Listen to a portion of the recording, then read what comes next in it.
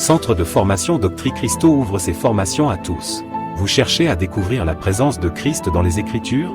À raviver la foi qui sommeille en vous? Tout comme les disciples sur le chemin d'Emmaüs l'ont vécu. Tel que relaté dans Luc 24h32, ce centre de formation, CF, a pour but de découvrir Christ dans les Écritures. Il est la parole, connaître Dieu, c'est connaître la doctrine de Dieu. C'est l'objectif de cette école. Elle n'est pas destinée à une élite particulière, mais à toutes et à tous qui veulent grandir dans la foi en Christ. Pour chaque âme passionnée par Dieu et sa parole. Notre vision est simple, mais puissante, rassembler l'Église autour des Écritures et former des disciples. Rejoignez-nous pour explorer la profondeur de la doctrine divine lors de nos cours les mercredis de 21h à 22h. C'est ici que commence votre voyage vers une foi plus profonde et une compréhension plus claire de la parole. Nous sommes joignables au appel WhatsApp, plus 33 07 55 88 54 19, ou via notre site internet, www.doctricristo.com. Nos formations se font en ligne. Centre de formation Doctrine Christo, une école accessible à tous.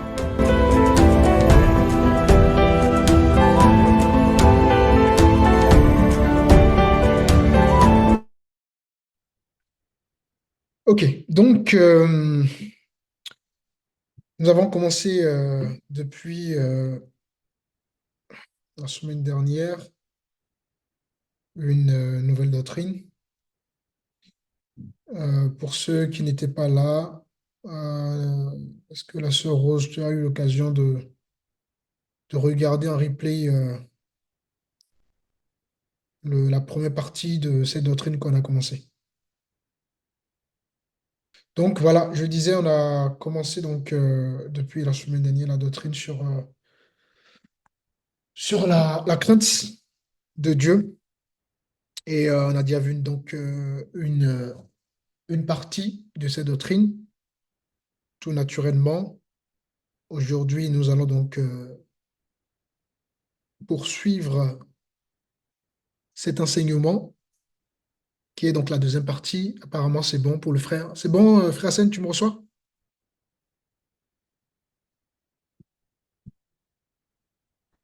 Oui, ça va, ça va. Ok, Bonsoir. bonsoir. Mm. Donc, la doctrine sur la crainte de Dieu est une doctrine essentielle, hein, pour tout bon chrétien qui désire plaire à Dieu. Et souvent, nous confondons véritablement les choses et les doctrines sont là pour restaurer ce que nous avons pas compris, ce que nous avons mal compris, pour nous faire grandir, pour que justement le but d'un enseignement, comme le savait selon Éphésiens chapitre 4, c'est pour qu'on puisse grandir dans la maturité au niveau de la foi. C'est pour qu'on puisse être solide. C'est pour qu'on puisse avoir... bon, la Bible déclare que mon peuple périt par manque de connaissance. Donc quand on n'a pas la connaissance, malheureusement, c'est la mort, hein. Donc c'est pour ça que l'enseignement a tout son sens, hein. Euh, quand on aime le Seigneur, on aime sa parole. Quand on aime le Seigneur, on persévère. Quand on aime le Seigneur, on a envie de le connaître. Et voilà, il a permis qu'on puisse le connaître de différentes manières. Euh, la vie personnelle, l'intimité personnelle que nous avons avec lui, c'est d'abord la base, parce que si je ne médite pas personnellement, je n'ai pas d'intimité personnelle individuelle avec Dieu, c'est pas, ça ne sert à rien, hein, de se connecter avec l'Église. Donc c'est d'abord l'intimité et ensuite vient donc l'Église, les différentes activités de l'Église et bien entendu euh, l'enseignement. Donc voilà, la prédication et l'enseignement, c'est deux choses différentes. La prédication, ça c'est vraiment pour, euh, pour nous instruire par rapport à notre mode de vie, etc. Et l'enseignement, là, c'est vraiment un moment où on s'assoit vraiment et là, on va décortiquer mot par mot, décortiquer les choses. Et là, c'est vraiment un temps où il y a pas de, comme les gens disent, il n'y a pas de feu. C'est un temps où on est posé. Mais la, la, la, la, la force de l'enseignement, c'est que dans le silence comme ça, dans la tranquillité comme ça, pendant qu'on on étudie la parole du Seigneur, le Seigneur nous guérit. Est-ce que vous comprenez? Le Seigneur guérit. L'enseignement, non seulement, il a plusieurs volets, hein. Le premier volet, ça nous fait découvrir Christ, hein, Dieu. Ça nous fait découvrir les commandements de Dieu, les lois de Dieu, la vision de Dieu, les pensées de Dieu, etc., etc. Et une deuxième branche de l'enseignement, euh, c'est que ça nous, ça nous guérit. La parole guérit. Ah, moi, j'ai déjà vu des gens recevoir la guérison au travers de l'enseignement. Et d'ailleurs, vous qui méditez la parole du Seigneur, si vous lisez avec beaucoup d'attention, vous allez voir à chaque fois que le Seigneur enseignait, il y avait automatiquement, d'accord, des guérisons qui s'opéraient dans le silence. Donc, les gens sous-estiment la puissance qui est dans l'enseignement. Il y a plus de puissance dans l'enseignement que dans autre chose. Parce que c'est vraiment là où vous connaîtrez la vérité et la vérité vous affranchira. Donc, qu'est-ce qui nous affranchit? Ben, c'est l'enseignement. Ah, on dit, waouh, le Seigneur nous ouvre les yeux, le Seigneur restaure, le Seigneur guérit des cancers, le Seigneur guérit, le Seigneur fait des miracles. Vraiment, faut maintenant, on est vraiment dans une période où nous enseignants, je prie beaucoup pour tous les hommes qui ont reçu ce ministère également, que vraiment ils se concentrent vraiment sur l'enseignement et qu'on repose les choses sur leur base, notamment donner de la valeur. Hein, enfin, je ne vais même pas dire donner de la valeur, mettre à la place l'enseignement là où il doit être tout simplement. Et l'enseignement doit être où? Ben, doit être compris comme une nécessité, un besoin vital, quelque chose qui nous fait découvrir Christ et quelque chose qui nous guérit. Au-delà des grands miracles les choses pour lesquelles nous sommes souvent habitués, qui sont les one-man show là, où on a besoin que les gens tombent. Les gens ne sont pas obligés de tomber pour être guéris, hein. Donc, mais malheureusement, on est dans un monde où il faut faire du théâtre, un peu de théâtre, évidemment, hein. Évidemment, il y a des gens qui tombent sincèrement sous l'onction, il n'y aura pas de problème avec ça. Mais voilà, on est quand même dans un monde un peu d'abus où voilà, les choses sont un peu abusées. Et donc, comment savoir et comment discerner que là, c'est du folklore, là, c'est du théâtre, là, c'est vraiment le Seigneur qui guérit. Ben, encore une fois de plus, l'enseignement qui donne cette maturité-là. Hein, quand on prie souvent, Seigneur, donne-moi le discernement, ça ne viendra pas de manière magique. Le discernement, Dieu n'est pas un magicien, hein. Si Dieu était magicien, vous imaginez. Donc, vous dormez, puis il vient avec sa baguette magique, hop, obtient ceci. Dieu n'est pas un magicien. Même les gens ont l'impression que même nous, en tant qu'enseignants, c'est pas parce qu'on a reçu la grâce d'enseigner qu'on se met simplement à enseigner. Non, derrière, il faut travailler ça. C'est tout un travail, c'est toute une recherche. J'ai étudié j'ai plus de une centaine de livres, hein, dans le domaine, hein. Donc, on ne dort pas, en fait. C'est vraiment un travail. On ne vient pas comme ça et puis on devient enseignant. C'est une grâce vraiment. Et on se lève pas du jour au lendemain et dit, bon, j'enseigne. Vous voyez? Et voilà. Et puis, la doctrine, je le discute avec des gens qui sont des aînés profs de moi, hein, dans l'enseignement. Et on en discute nous, entre serviteurs pour voir un peu si on est d'accord sur les choses. Et ça, c'est aussi important, ça. Ça, c'est quelque chose qu'on fait aussi en amont. Donc, les gens ne se rendent pas compte que c'est tout un travail, en fait. Hein, quand Dieu nous donne un don, les dons ne viennent pas comme ça, il faut y travailler. La Bible déclare que Dieu va donner un talent de un à un, deux à d'autres, trois à d'autres, et ils ont fructifié ça. Ils ont travaillé cela.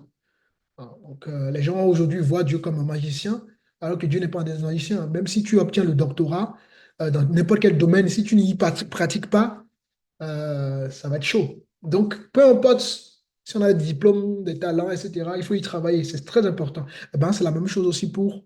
Évidemment, l'onction, on va rendre facile certaines choses. C'est normal, c'est parce que l'onction, c'est une capacité.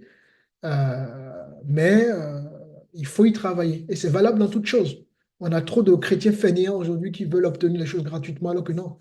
Tu dois te lever très tôt le matin pour prier. Tu dois jeûner quand le Seigneur te demande. Tu dois te sacrifier. C'est ça la vie chrétienne, hein. Les choses, il faut s'appliquer à la vie chrétienne. Il faut être active, hein, par rapport à certaines choses. Sinon, on va tourner en rond, comme beaucoup le font d'ailleurs, et les gens voilà.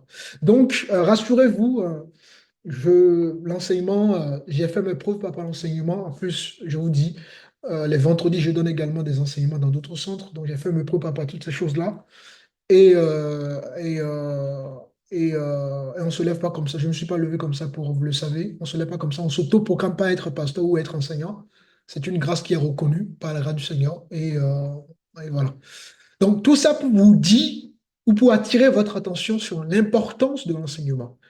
J'ai souvent donné l'exemple, moi, quand j'ai connu le Seigneur, nous, à l'époque, l'enseignement, c'était tous les jours, tous les soirs, on finissait le travail, et puis l'enseignement à 19h, 19h30, et on allait en enseignement tous les jours. Aujourd'hui, maintenant, si tu mets l'enseignement sur tous les jours, les gens n'auront pas le temps. Les gens vont trouver des excuses, machin, machin.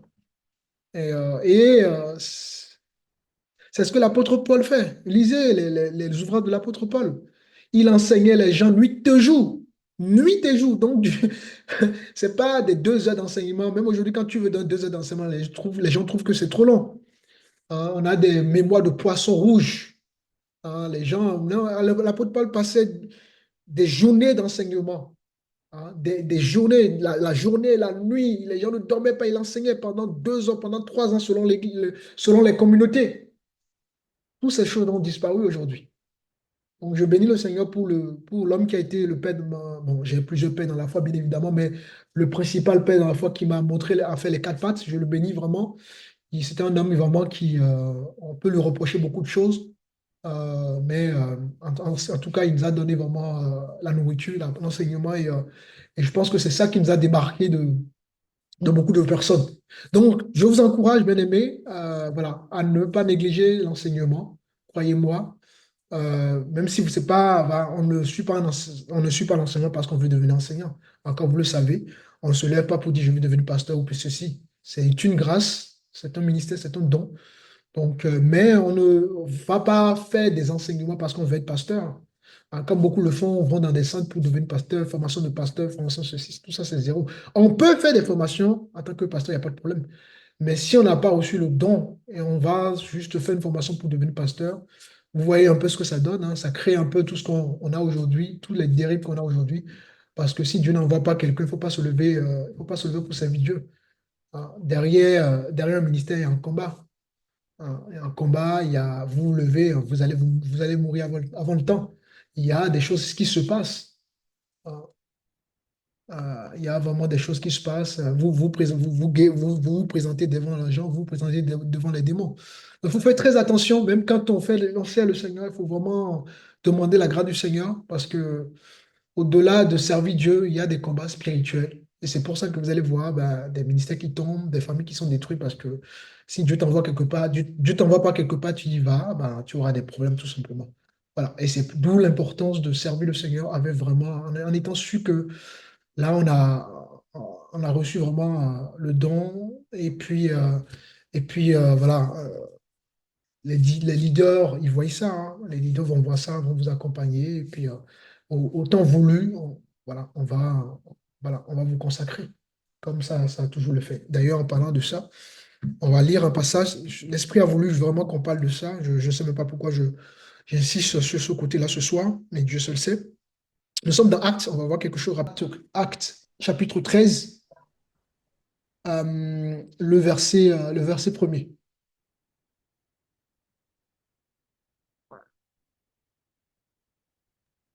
Et le nom de Jésus-Christ. Amen.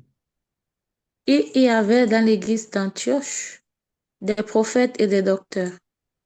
Barnabas, Siméon, appelé Niger, Lucius de Cyrène, Manahen, qui avait été élevé par Hérode, le tétrarque, et Saoul. Je continue. Il continue. Pendant qu'ils servaient le Seigneur dans leur ministère et qu'ils jeûnaient, le Saint-Esprit dit, mettez-moi à part Barnabas et Saoul pour l'œuvre à laquelle je les ai appelés. Alors, après avoir jeûné et prié, ils leur imposèrent les mains et les laissèrent partir. Voilà, vous voyez que c'est l'Église qui a reconnu le ministère de l'apôtre Paul, Barnabas, etc. Et ensuite, ils ont été consacrés. Je ne parle pas de l'ordination, c'est différent. D'accord? L'ordination, c'est la paganisation. D'accord? C'est pas, voilà. On n'a jamais vu quelqu'un été ordonné dans la Bible. D'accord? Vous faites très attention avec ces pratiques-là. Mais vous avez vu, les apôtres ont été consacrés. Les dons ont été connus. D'accord? On ne se lève pas comme ça, dit je suis pasteur, je suis prédicateur, je suis ceci, non. C'est les dons qui sont connus par l'Église, évidemment par le visionnaire, le ministère, le leader de l'Église, évidemment, et tout ça, ça se travaille en amont. Et ensuite, avec le temps, quand le temps de Dieu arrive, que Dieu, maintenant, vous trouve la personne que bon, c'est bon, c'est le temps de la personne va être consacrée par l'Église. D'accord? Ce qui s'est passé avec les apôtres, qui est différent de l'ordination. OK? Et tous ces pratiques, tous ces dérives que nous voyons aujourd'hui, ne vous inquiétez pas, on aura certainement le temps de parler de ces choses. Donc, vous voyez que les choses de Dieu, ça rigole pas. Vous faites ça, vous allez en mission, Dieu vous a pas envoyé, vous allez ramasser des démons, des maladies, des problèmes. D'accord? Parce que quand on parle, c'est sous l'onction. Voilà. Donc, si l'onction n'est pas avec vous, vous imaginez, il y a des pays où c'est la sorcellerie, il y a des pays où c'est cuit pour vous, hein. Et beaucoup aujourd'hui voilà. Donc, servir Dieu, il faut être sûr que Dieu nous a envoyés véritablement.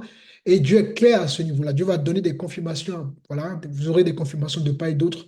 Confirmation de vos pères dans la foi, vos leaders. Confirmation, vous-même, vous devez être Dieu. Dieu d'abord va vous parler de ça avec vous dans l'intimité. Et puis après, vous aurez des confirmations. Et certainement, en tout cas, il y a tout pour, le Seigneur fera tout pour que vous soyez sûr et certain que là, c'est votre appel. Il n'y a pas de doute sur l'appel, hein. On n'a jamais de doute sur l'appel. Pour ceux vraiment que le Seigneur envoie, ils ont, voilà, il n'y a jamais de doute. Vous avez des doutes, donc c'est pas votre appel, tout simplement. Et ensuite, maintenant, voilà, vous serez consacré par la communauté dans laquelle vous grandissez. Si c'est notre Christo, si c'est je ne sais pas où, peu importe. Et là, voilà. Pareil, vous voyez, les anciens, pour désigner les anciens dans l'Église, c'est le pasteur qui désigne les anciens. La Bible déclare aspirer. D'accord? On peut aspirer à des fonctions d'anciens. Les diacres, pareil. Donc, on ne se lève pas pour faire n'importe quoi. L'Église a ordonné. À un moment donné, il faut prendre des responsabilités, pas comme les fuyards qui ne veulent pas prendre des responsabilités, qui viennent simplement s'asseoir pour chauffer les bancs dans les églises. Non. Dans l'église, moi, j'ai été trésorier. Pour en arriver là, j'ai parcouru beaucoup de postes. Au début, je balayais l'église. Ensuite, vous voyez, voilà. Tout ça, ça a été formateur pour nous. Avant même que je ne rentre dans mon ministère, ça a été formateur pour moi. Hein, j'ai été diacre, je suis passé par beaucoup de choses pour en arriver là aujourd'hui. Maintenant, aujourd'hui, nous avons dans nos églises des fuyards, des gens qui fuient les responsabilités. Alors que c'est important. À un moment donné, il faut prendre des responsabilités. Et maintenant, si voilà, les responsabilités dans l'église sont temporaires, et ensuite, quand le temps du ministère arrive, Dieu sait qui est appelé par quoi, etc. Et tous ne sont pas appelés dans les ministères de la parole comme apôtres, évangéliques, pasteurs, etc. D'accord? Il y a d'autres ministères en dehors de tout ça parce que souvent aussi les gens se concentrent que sur ça. Non, il y a plein d'autres. Aller au travail, si tu es médecin, Dieu peut t'utiliser tes mains, c'est un ministère. Hein. Si tu aimes les œuvres sociales, tu as souvent l'habitude d'être dans le social, ça peut être voilà, ton ministère. Donc, il ne faut pas aller là où Dieu ne nous envoie pas. Et c'est pour ça que nous voyons tous ces dérives aujourd'hui des femmes pasteurs, parce que les hommes ont abandonné. Ah, voilà, les hommes ne portent plus des culottes aujourd'hui. Ils ont complètement abandonné leur responsabilité. Ben forcément, l'univers a horreur du vide. Là où il y a du vide, ben, il y aura des remplaçants. Ben, voilà. C'est pour ça que nous voyons des femmes aujourd'hui qui veulent, voilà. D'autres qui veulent prouver, d'autres, bref. Donc, il faut qu'on puisse prendre, nous, hommes, je parle aux hommes, prenez vos responsabilités. Vous voyez le monde, les hommes ne prennent pas leurs responsabilités. Et on voit aujourd'hui des hommes qui s'habillent comme des filles, pantalons serrés, tu sais plus si c'est terrible. Hein, qui s'assoient sur le canapé en train de manger des chewing-gums alors que la femme est en train de travailler. Et après, on va dire la société évolue. Que Dieu nous aide. Alléluia. L'Esprit a voulu qu'on parle de ces choses. Dieu sait pourquoi j'ai Amen. voulu parler de ça. Amen. Amen. Amen. Amen. Amen. Que Dieu nous aide. Et il nous aide déjà parce que nous qui sommes ici, nous sommes bénis d'entendre ces choses. Alors, donc, pour revenir, merci au Seigneur, pour revenir à la doctrine de la crainte. Donc, nous avons déjà commencé la semaine dernière par la grâce du Seigneur. On a fait une introduction, on a vu un petit peu. Donc, on a dit, on ne peut pas parler de la crainte de Dieu si on ne comprend pas qui est Dieu. Hein. Comment craindre quelque chose que nous ne connaissons pas? D'accord? Si je respecte mon père, c'est parce que je sais que c'est mon père. C'est lui qui m'a engendré. Tout naturellement, je lui dois du respect. Hein. Mais si on me présente un monsieur et puis je ne sais même pas si c'est mon père, machin, machin, vous savez, le respect ne sera pas pareil. Mais hein, tout de suite, le jour où on va me dire c'est ton père, ouais, le rapport change tout de suite. Hein. C'est comme ça marche. Vous ne pouvez pas craindre un Dieu que vous ne connaissez pas. C'est pour ça que les gens, malheureusement, ont du mal à craindre Dieu. Parce qu'ils ne connaissent pas Dieu. Et connaître Dieu, c'est au travers des enseignements. Et donc, pour craindre Dieu, il faut savoir que Dieu est saint. Et nous avons abordé donc ce qu'est la sainteté de Dieu. Nous avons vu que Dieu est saint. Être saint, qui peut me donner la définition que j'ai donnée, c'est quoi le mot saint en grec? Qui se rappelle? Agios. Ah, c'est bien ça. Ah, ça donne de la joie au cœur, ça. Hein. C'est bien. Sois béni, sois gagné. Donc, voilà. Et qui signifie quoi? Consacré. Être saint et consacré. Voilà. Saint consacré. Quelque chose de pur. Dieu est pur. Il y a point en lui de ténèbres. Voilà, je vous ai donné l'exemple du soleil. Je vous ai dit, regardez, hein, le soleil a combien? A des milliards de kilomètres de la Terre. Et regardez, quand il fait trop chaud, à quel point on a l'impression d'être. Voilà, ça brûle grave. Donc, et je vous disais que si le soleil se décalait de quelques degrés, on va tous être brûlés sur la terre. Eh bien, Dieu brille plus que le soleil. Vous vous rendez compte? C'est pour ça qu'on ne peut pas voir Dieu. C'est pour ça qu'on connaît Dieu à travers son Fils. On ne peut pas voir Dieu. Il a dit, personne n'a jamais vu Dieu. On ne peut pas voir Dieu. Il est trop saint pour que nous puissions le voir. Donc, il nous a fait connaître au moyen de son Fils. Et la Bible dit, qui a vu le Fils a vu le Père. Pourquoi? Parce que c'est la même substance. Jésus est Dieu, mais au rang du Fils. Hein. Quand on parle de la Trinité, on parle de trois dieux. On n'est pas un Dieu, on n'est pas un Dieu polythéiste. Beaucoup on comprend. Bon, quand on viendra sur cette doctrine, on comprendra mieux. C'est pas trois dieux, non, c'est trois dieux en un. C'est trois, enfin, pas trois dieux, trois personnes en un. On parlera de ça, ne vous inquiétez pas. D'accord? Donc ils ont la même nature. Donc qui voit le Fils voit Dieu tout naturellement parce que c'est la même nature.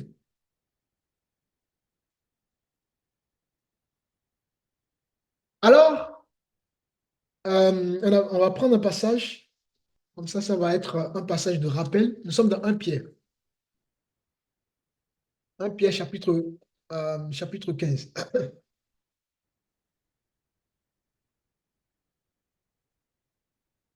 Alors, merci Seigneur pour ta présence.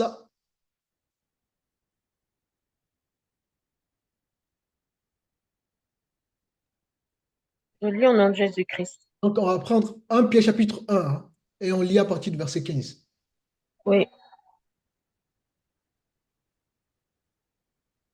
À partir du verset 15 ou juste le verset 15? Non, on va lire le verset 15 et le verset 16, les deux, s'il te plaît. Au nom de Jésus-Christ. Amen. 1 Pierre, 1 Pierre 1, c'est ça? Oui, c'est ça, à partir du verset 15, les deux, 15-16. Il y a un peu de bruit à côté de moi.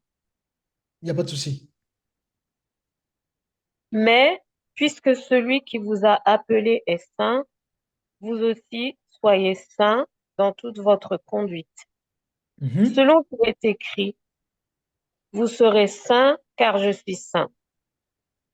Et si vous invoquez comme Père celui qui juge selon l'œuvre de chacun, sans acception de personne, conduisez-vous avec crainte pendant le temps de votre pèlerinage. Alléluia. Alors, il y a quand même quelque chose de très capital à comprendre. On dit, puisque celui qui nous a appelés est saint. Ça commence par là. Donc, le Dieu qui nous a appelés et qui nous donne cette capacité, cette grâce, n'est-ce pas, de le louer, le chanter, le connaître, de rentrer dans sa présence, alors que nos ancêtres ne pouvaient pas rentrer dans la présence de Dieu autrefois. Il fallait un intermédiaire qui était donc les sacrificateurs. Et par l'œuvre de la croix, vous et moi, si nous acceptons Christ comme Seigneur Sauveur, nous avons accès à son sanctuaire, donc au lieu saint. Et donc, on n'a plus besoin d'intermédiaire pour prier, pour chanter, pour louer. Au marché, on peut louer. Quand on est dans notre voiture, on peut louer. Quand on est sous la douche, on peut louer. Quand on est au champ, on peut louer. Et nos ancêtres n'avaient pas bénéficié de ça.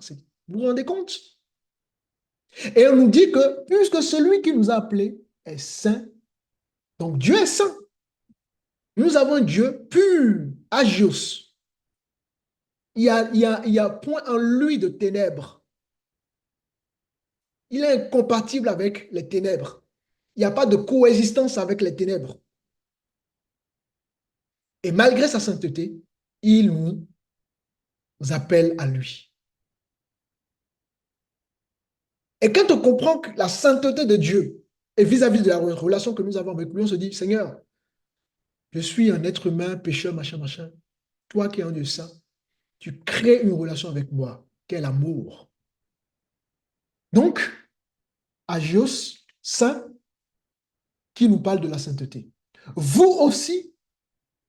Donc, on nous dit, Dieu est saint, et ensuite, qu'est-ce qui se passe? Vous aussi soyez saints. Donc, le vous ici, c'est l'Église, vous et moi. Donc, vous voyez que la vie chrétienne, ce n'est pas simplement une vie où je suis né de nouveau, j'ai reçu le baptême, puis c'est fini. Non. C'est une vie de progression où nous devons changer. Souvent, les gens disent, non, je suis un homme, je suis tel que je suis. Non. Quand Dieu touche un individu, il le change. Demain, j'étais un menteur. À un moment donné, Dieu va changer cela et je ne vais plus mentir. Donc, Dieu transforme les gens. Si hier, j'étais un voleur, un brigand, voilà, Dieu change tout ça. Dieu change les gens. On a un peu cette doctrine, cette manière de dire non, on est des êtres humains, Dieu ne change. Dieu change les gens. Mais d'ailleurs, c'est tout l'utilité de la vie chrétienne. Ephésiens 4 nous dit qu'il a établi les saints ministères dans quel but? Dans le but qu'on puisse se perfectionner. Et la Bible nous déclare que Christ viendra chercher quoi? Une église sans tache. La tache, ça nous parle du péché, ça nous parle du caractère, sans tache, sans ride, ni rien de semblable. Ça nous parle justement de notre maturité spirituelle. Et la maturité spirituelle, quelqu'un qui va vers la maturité spirituelle, c'est une personne que Dieu va transformer. Si quelqu'un n'est pas transformé dans sa vie, il faut qu'il se pose les bonnes questions. Dieu change.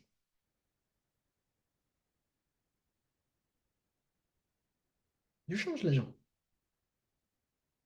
Mais ça prend du temps, c'est un processus qui prend du temps. C'est toute une vie, parce que toute une vie ne suffit pas qu'on soit parfaite. Ce qui intéresse Dieu, parfait, pardon, ce qui intéresse Dieu, c'est qu'on tend vers la perfection. Mais on est conscient qu'on ne sera pas parfait jusqu'à la fin de notre vie, parce que la vie ne suffit pas, toute une éternité ne suffit pas, puisque voilà, tant qu'on a la chair encore en nous, voilà. Mais c'est pas pour autant dit que Dieu ne change pas les gens. Dieu change les gens.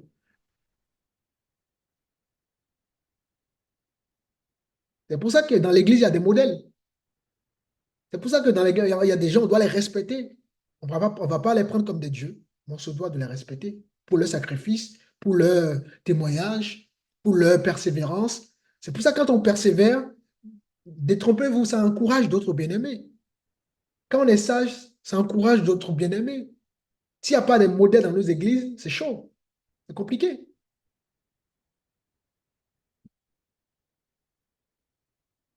Donc, aussi, soyez quoi? Soyez saints. Vous voyez? Dieu nous appelle à être saints. Ah non, je suis un être humain, je ne peux pas être saint. Pourtant, Dieu veut qu'on soit saint. Mais on ne peut pas être saint par nos propres capacités, c'est impossible. Il n'y a que le Saint-Esprit qui est capable de changer chacun d'entre nous. Celui qui veut changer par ses propres moyens n'arrivera jamais. On voit les gens qui aujourd'hui qui font des efforts de changer quelque chose, ils retombent encore dans les choses parce que c'est pas possible pour l'être humain d'être saint.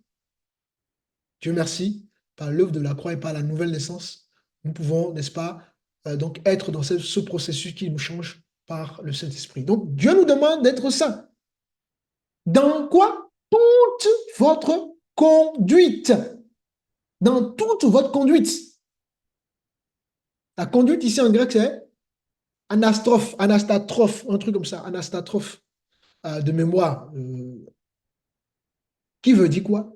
Qui nous parle de la conduite, hein, la vie, qui nous parle de la manière de vivre, ma façon de parler, ma façon mes pensées, ça commence par les pensées. La Bible déclare que celui qui convoitit dans les pensées déjà pêche. Parce que le péché, ça vient d'abord de la pensée, ensuite, c'est de l'abondance du cœur que la bouche parle.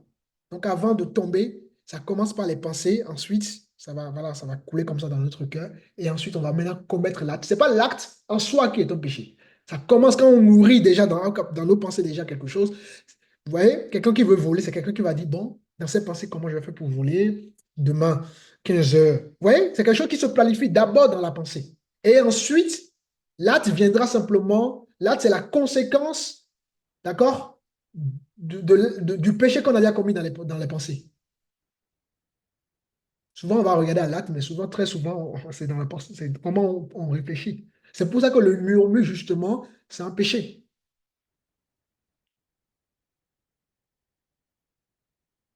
Ah, c'est qui cet homme? Il se prend, machin, machin. Non, quand on a quelque chose à dire à quelqu'un, on va vers la personne, on le lui dit, hein. C'est mieux de murmurer. Je n'aime pas ça. Vous avez vu, hein, le murmure a été justement la mort de beaucoup d'Égyptiens beaucoup de peuples, beaucoup d'Israélites, hein, dans le désert. Ils murmuraient contre Moïse. Et voilà, Dieu les tuait. Donc, vous voyez qu'il y a véritablement une transformation. On doit ressembler à notre Père.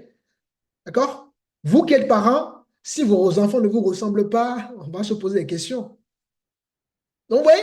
Donc, pareil, avec Dieu, dans une relation avec Dieu, nous devons ressembler à Dieu dans nos comportements. C'est pour ça que nous sommes des lettres écrites. Évidemment, on ne peut pas être comme Dieu, ce n'est pas possible ça. D'accord? Mais Dieu, le Saint-Esprit va nous aider on va avoir le caractère, la dernière fois on parlait du fruit de l'esprit, la joie, la patience, tout ça. Ouais, voilà, on va tendre vers ces choses-là. Trop de chrétiens ont l'impression que le jour où ils sont nés, c'est fini, il faut s'arrêter là. Non. Et puis bon, beaucoup de chrétiens, ce n'est pas sinon plus leur faute, hein, parce qu'on ne les enseigne pas. Et mon peuple périt par manque de connaissances. Ils ne reçoivent pas la bonne semence, et puis voilà. Comment on peut faire quelque chose si on n'est pas enseigné? C'est ce que l'unique Éthiopien dira à Étienne, justement. Comment comprendrais-je s'il n'y a personne pour m'expliquer? Donc, il faut des hommes et des femmes que Dieu mandate. Hein. Ça peut être au travers de la louange. Hein. Dieu bénit notre sœur Karine, la chantre du Seigneur, que je pense que le Seigneur utilise dans les louanges pour toucher nos cœurs, pour nous interpeller. Voilà, comme ça. C'est comme ça que Dieu inspire les chantres. C'est comme ça que Dieu inspire les anciens. Dieu inspire les diacres. Dieu inspire les ministères dons. On a déjà vu l'enseignement là-dessus. Hein?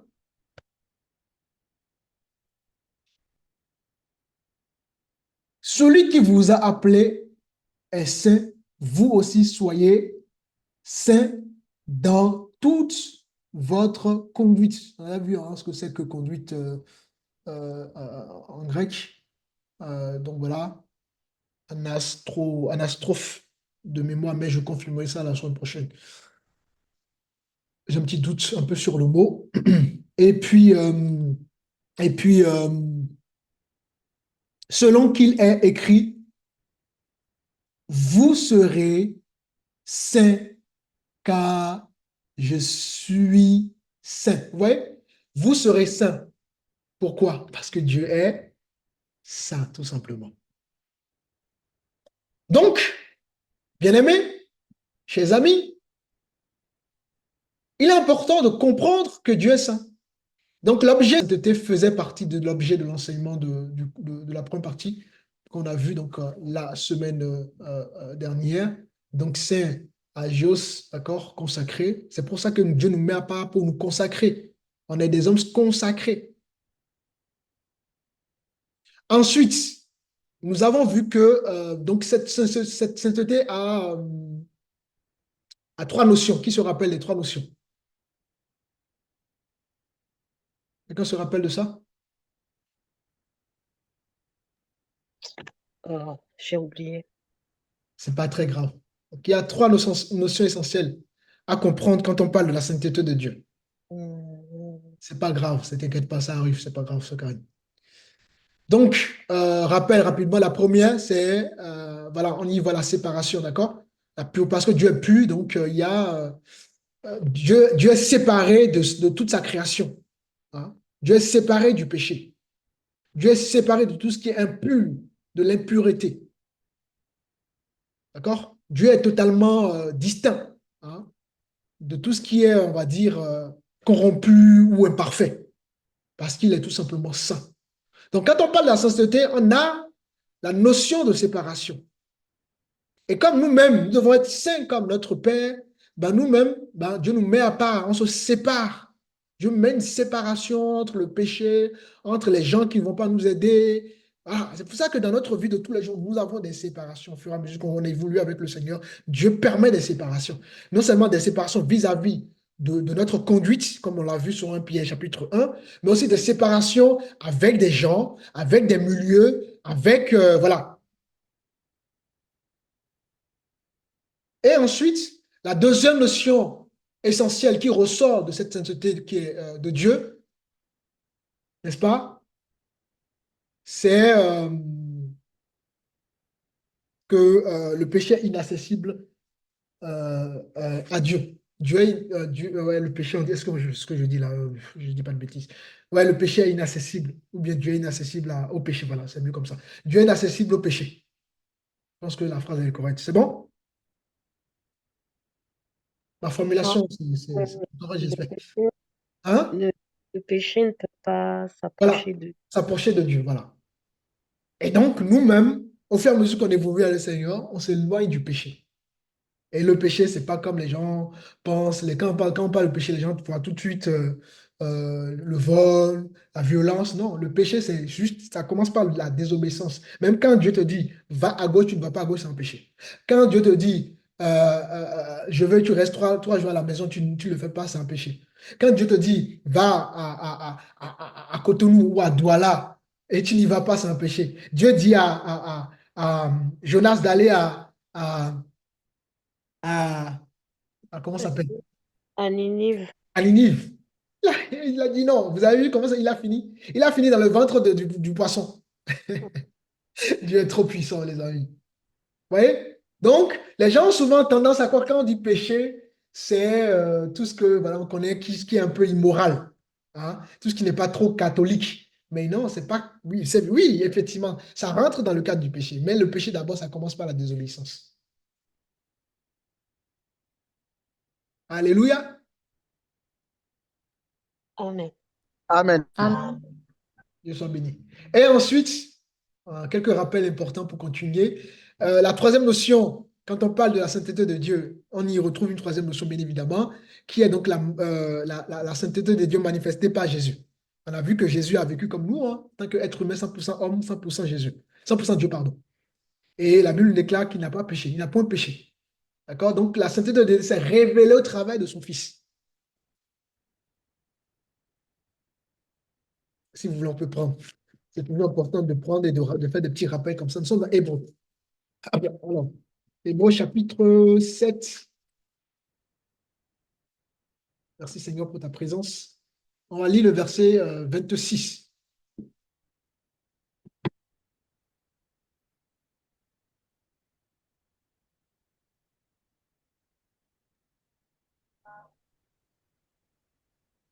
Je lis au nom de Dieu. Amen. Oui. Hébreux 7, verset 26. Il nous convenait en effet d'avoir un souverain sacrificateur comme lui, saint, innocent, sans tache, séparé des pécheurs et plus élevé que les cieux. Amen. Vous voyez, donc les trois notions dont je vous ai parlé là, on retrouve tout ça justement dans la lecture qu'a effectué notre frère. Car il nous convenait d'avoir un souverain sacrificateur comme lui. Donc en parlant de Jésus, saint, innocent, sans tache, séparé des pécheurs et plus élevé que les cieux. Vous voyez? Donc Jésus est le reflet parfait de la sainteté de Dieu. Et bien évidemment, c'est à travers Jésus que nous-mêmes, nous sommes rendus saints. Vous voyez, quand on est né de nouveau, Dieu ne voit plus le pécheur. C'est pour ça que nous ne sommes plus pécheurs. Quand on dit nous sommes pécheurs, euh, nous, en tant qu'Église, ça fait partie de notre passé. D'accord? Évidemment, on est conscient que la chair est encore collée à nous, mais quand Dieu nous touche et nous sommes nés de nouveau, d'accord? Dieu dit quoi? Que nous sommes saints. Il nous appelle ses saints. Évidemment, c'est pas parce qu'il nous appelle ses saints qu'il ne faut pas, d'accord? Parce que Dieu nous donne une nature. Maintenant, il faut que nous, on puisse grandir dans cette nature-là. Si vous voulez, je vais vous donner un exemple, comme ça va être aussi parlant pour vous. Ce que je viens de vous dire, pour être plus clair. Nous sommes dans 1 Pierre, disons Romains 5. Quelqu'un peut me lire le verset 8, s'il vous plaît?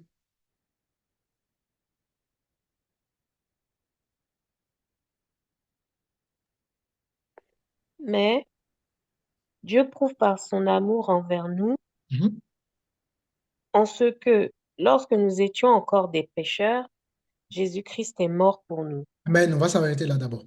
Qu'est-ce qu'on a utilisé? L'auxiliaire d'état, mais au passé, lorsque vous étiez. Vous voyez? C'est important de comprendre. C'est pour ça que chaque mot, il faut quand on médite, il faut faire attention à chaque mot. Il ne faut pas méditer pour méditer. Lorsque vous étiez, donc, on est maintenant au passé. Dieu nous met au passé, on n'est plus des pécheurs.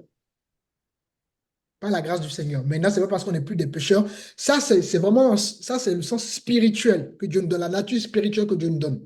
Maintenant, il faut maintenant avoir une vie conforme à cette déclaration du Seigneur. Mais lorsque vous étiez, donc c'est bien, lorsqu'il est d'état, au passé. Reprends encore cette partie sur Karine, s'il te plaît. Mais Dieu prouve son amour envers nous en Mhm. ce que, lorsque nous étions encore des pécheurs, Jésus-Christ est mort pour nous. Voilà. Lorsque nous étions des pécheurs, Jésus-Christ est mort pour nous. Amen. Et j'aimerais aussi confirmer ce que je suis en train de dire par un autre verset encore. Vous voyez, les versets, on va prendre encore un autre verset pour justement établir le schéma. Hein. Les versets sont, voilà, il y a des versets comme ça complémentés un peu de partout. C'est pour ça qu'un seul verset dans la Bible ne suffit pas pour dire, ah oui, ça c'est la vérité, non. Et c'est pour ça que certaines personnes vont prendre un verset pour dire, ah, il y a contradiction dans la Bible. Mais ils oublient que non, il y a d'autres versets bibliques qui viennent justement équilibrer ce qui nous donne l'impression que c'est une contradiction. Et ça passe par l'étude biblique, bien évidemment. Alors, nous sommes dans Éphésiens.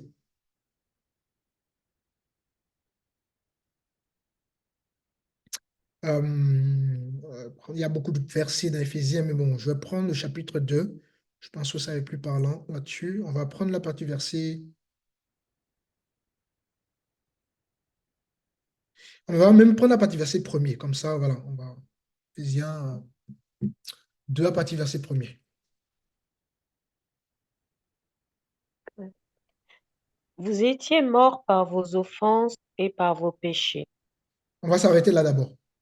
Vous étiez, ça s'adresse à qui? À l'église. Vous étiez morts par vos péchés. Ah oui, mon frère, ma soeur. Sache que si aujourd'hui tu es devenu enfant de Dieu, si je suis devenu enfant de Dieu, c'est parce que je suis né, je suis mort, pardon, par mes péchés. C'est pas symbolique, hein. C'est pas du tout c'est pas du symbolisme ou de l'algorithme non, c'est pas, c'est vraiment, on est mort, bien aimé. C'est pour ça que lors du baptême, c'est pas une douche qu'on prend. Le processus entre la foi salvatrice, au moment où on accepte le Seigneur, il y a la nouvelle naissance, on se baptise pas, il y a la foi, on accepte le Seigneur, on se baptise, tout ça. Il y a des choses qui se passent spirituellement. Et nous étions morts par nos péchés. C'est très important. De la même manière que Jésus est mort, nous sommes aussi morts en Jésus. Parce que beaucoup voient cette image, en fait, bon, après, bon, les gens manquent de profondeur et puis, bon, les gens n'ont pas, tout ça, il faut saisir tout ça par la foi et aussi, c'est Dieu qui donne aussi la grâce de comprendre, bien évidemment, hein. Donc, si Dieu ne le permet pas, c'est vrai qu'on peut expliquer matin, midi sur ces choses-là, les gens ne comprendront pas, hein, bien évidemment. Donc, il faut qu'on soit clair là-dessus, hein. Donc, vous étiez morts par vos offenses et par vos péchés. Oui, le jour qu'on a le Seigneur, on va plus dire qu'on a accepté le Seigneur, on va changer un peu aussi nos phrases, hein, pour, voilà. Le jour où le Seigneur nous a touchés, le jour où le Seigneur nous a régénérés, ben, nous étions morts par nos offenses et par nos péchés. Vous voyez encore, lorsqu'il est d'état au passé. Continue, sur Karine. Vous étiez morts par vos offenses et par vos péchés, dans lesquels vous marchiez autrefois selon le train de ce monde. Donc, on était mort par nos péchés, d'accord? Dans lesquels vous marchiez, toujours conjugué au passé, dans lesquels vous marchiez autrefois selon le train de ce monde. Avant, quand on n'avait pas, on n'était pas encore chrétien, enfant du Seigneur, tout ça, on marchait conformément au prince. Le prince ici, c'est bien évidemment Satan, hein, l'ennemi de nos âmes. On marchait selon le train, le monde, de ce monde. Donc, vous voyez, c'est bien Satan qui dirige ce monde. Évidemment, il dirige temporairement. On a déjà vu, pour ceux qui sont avec nous depuis longtemps, il dirige temporairement le monde. Mais au-dessus de lui, il y a Dieu, bien évidemment. Mais Dieu lui a donné, rappelez-vous quand Jésus va jeûner, il va dire quoi, Jésus? Prosterne-toi devant moi et je te donnerai quoi? Le royaume, parce que c'est à moi que cela a été donné. Voilà. Donc, il dirige temporairement le monde. Les guerres que nous voyons, les tremblements, tout ce que nous voyons, c'est pas, voilà, c'est pas Dieu qui est à l'origine. Toutefois, Dieu va utiliser Satan pour son jugement. Proverbe 16 le dira, d'accord? Toute chose est entre les mains de Dieu, même le méchant pour le jour du malheur. Donc, les gens ne comprennent pas ces choses-là. Le monde dans lequel nous sommes, c'est le diable qui dirige temporairement. Et c'est pour ça que quand on est enfant du Seigneur, on a directement la protection de Dieu dans notre vie. Quand Satan arrive comme ça, là, il faut qu'il demande la permission.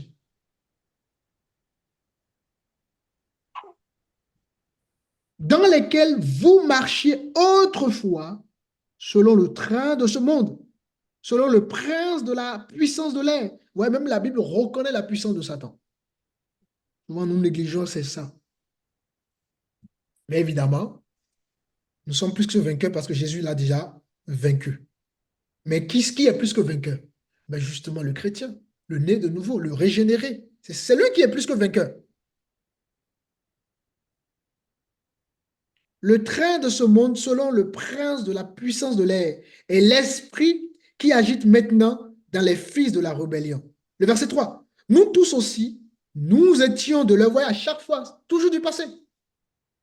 Nous tous aussi, nous étions de leur nombre, voyez, nous étions comme les païens, nous étions comme les gens. Maintenant, étant nés de nouveau, nous ne sommes plus comme les autres. Attention, ce n'est pas parce que nous ne sommes pas comme les autres qu'il faut être orgueilleux. Hein? On a déjà vu, heureusement, c'est pour ça que les cours sur euh, justement euh, le choix de Dieu, l'élection, tout ça, ça nous permet de voir que il faut être humble dans la vie. Nous tous aussi, nous étions de leur nombre et nous vivions autrefois selon les convoitisements de notre chair, accomplissant la volonté de la chair et de nos pensées. Et nous étions par nature des enfants de colère comme les autres. Donc voilà, c'est important que vous puissiez comprendre que nous ne sommes plus des pécheurs devant le Seigneur. D'accord? Nous sommes maintenant ses enfants, donc ses saints. Et Dieu nous encourage à pouvoir marcher dans cette vie, nouvelle identité qu'il nous donne pour justement atteindre d'accord, cette nature, nouvelle nature que Dieu nous a donnée. La Bible dit que vous êtes lumière du monde. D'accord? Donc Dieu, voilà, nous sommes maintenant lumière. Maintenant, nous devons grandir, progresser dans cette lumière pour éclater, pour être, pour briller de plus en plus. D'accord? L'expression briller, briller que j'emploie ici, c'est une façon de dire voilà, pour sortir de plus en plus du péché, pour manifester de plus en plus, n'est-ce pas, les fruits de l'esprit, la sainteté de Dieu, etc., etc. Amen? Amen. Amen. OK. Amen. Que Dieu soit béni. Donc voilà, c'était un résumé important. Donc voilà, on a vu un peu la sainteté. Et quand on comprend la sainteté maintenant, notre rapport avec Dieu, ça change. D'accord? On ne va pas se comporter avec notre papa comme on se comporte avec un ami du quartier, avec notre papa ou avec notre maman. On ne va pas tapoter les épaules de notre papa. Non, c'est mon père, c'est mon géniteur, je lui dois du respect. On va pas tirer les cheveux de ma mère parce que n'importe quoi, parce que non, c'est ma mère, je lui dois du respect. Parce que à cause de la place qu'elle occupe ou qu'il occupe dans ma vie. Ben, quand on comprend qui est Dieu, on ne va pas tapoter Dieu. On ne va pas prendre Dieu comme notre petit copain du quartier où, voilà, on a l'impression que, voilà, on peut. C'est terrible. On a l'impression que, voilà, on peut tout faire, tout dire vis-à-vis de Dieu. Et puis, il n'y a plus de respect. Et puis, voilà, même quand on tutoie Dieu dans la prière, bon, Dieu n'est pas contre cela. Mais bon, voilà, il faut prendre conscience que, non, Dieu n'est pas notre petit copain du quartier et on lui doit du respect. De la même manière qu'on respecte nos parents, ben, on lui doit du respect. Et il est plus que nos parents. D'où l'importance de connaître Dieu. Voilà les trois notions dans la sainteté. Maintenant, aujourd'hui, pour continuer donc sur ça, si toutes ces choses, toutes ces notions sont bien comprises par la grâce de Dieu, nous allons donc continuer voilà, enseignement. Et on risque de faire trois parties sur cet enseignement parce qu'il y a beaucoup de choses à dire, hein. Voilà. Alors, donc, la crainte de Dieu, vous avez déjà compris, c'est vraiment un thème central. Hein. C'est vraiment un thème central dans, comment ça s'appelle, dans la Bible. Et pour nous, en tant que chrétiens, on doit vraiment voilà, être nourris de ça et comprendre vraiment que c'est le commencement. On verra, la Bible, c'est le commencement de toute chose. D'accord? La crainte de Dieu, c'est vraiment le commencement de toute chose. Et malheureusement, cette doctrine est mal comprise. On a déjà vu que souvent les gens disent que Dieu est amour, et souvent oublient les autres aspects, ce qu'on appelle donc les attributs. Hein. Quand on verra le coup sur les attributs, nous allons voir que Dieu n'est pas que amour. Dieu a beaucoup d'aspects. D'accord? Il est juge, voilà. Même quand on vous prend, humainement parlant, en fait, il y a des choses qui sont tellement simples à comprendre. Pourquoi? Même moi, en tant que papa, il y a des fois, je gronde mon fils ou ma fille. Est-ce que pour autant dire que je ne l'aime pas? Hein? Est-ce que pour autant dire que je ne l'aime pas? Ou des fois, je punis mes enfants. Est-ce que pour autant dire que je ne les aime pas? Mais non. Si je ne les punis, je ne les punis pas, etc., ben, je vais rater leur éducation. Ils ne seront pas équilibrés. C'est pour ça que Dieu a créé un homme et une femme. Parce que l'homme, c'est l'autorité. Et donc, Dieu permet pour que justement l'enfant puisse être équilibré. Donc, il faut la femme, d'accord? Parce que voilà, la femme a des vertus que l'homme n'a pas. Et ensuite, l'homme a des vertus que la femme n'a pas. Et donc, les deux, comme ils sont complémentaires, vont justement apporter de l'équilibre dans la vie de l'enfant. C'est pour ça que Dieu a créé un homme et une femme. Comme malheureusement, on voit aujourd'hui voilà, des femmes seules. Bon, il y a des femmes seules, malheureusement, qui vivent seules. On compatit pour ces femmes-là parce que voilà, ils ont été abusés par leur mari ou ils ont été frappés. Donc voilà, on ne va pas mélanger tout. Mais il y a des femmes qui veulent être seules et qui sont de plus en plus seules aujourd'hui. Hein, où on encourage des femmes, deux femmes à avoir des enfants ou à adopter des enfants ou deux hommes à avoir. C'est raté. C'est pas possible. Non, Dieu n'a rien fait par hasard. S'il a fait les choses ainsi, c'est pas à nous de les changer, hein. Donc, bah oui, Dieu n'est pas que amour. Dieu, en tant que Père, il y a des moments où il nous punit, il y a des moments où il va être sévère, il va être, voilà. Et puis il y a des moments, voilà, il est Dieu. Et il a tous les attributs, voilà, tout ce qu'il faut. Mais nous, on va voir que Dieu amour. Donc, Dieu amour, je peux faire ce que je veux. Dieu amour, Dieu amour, Dieu amour, Dieu amour. On n'entend que ça. Les gens font ce qu'ils veulent. Dieu amour. Beaucoup seront surpris le jour où le Seigneur viendrait.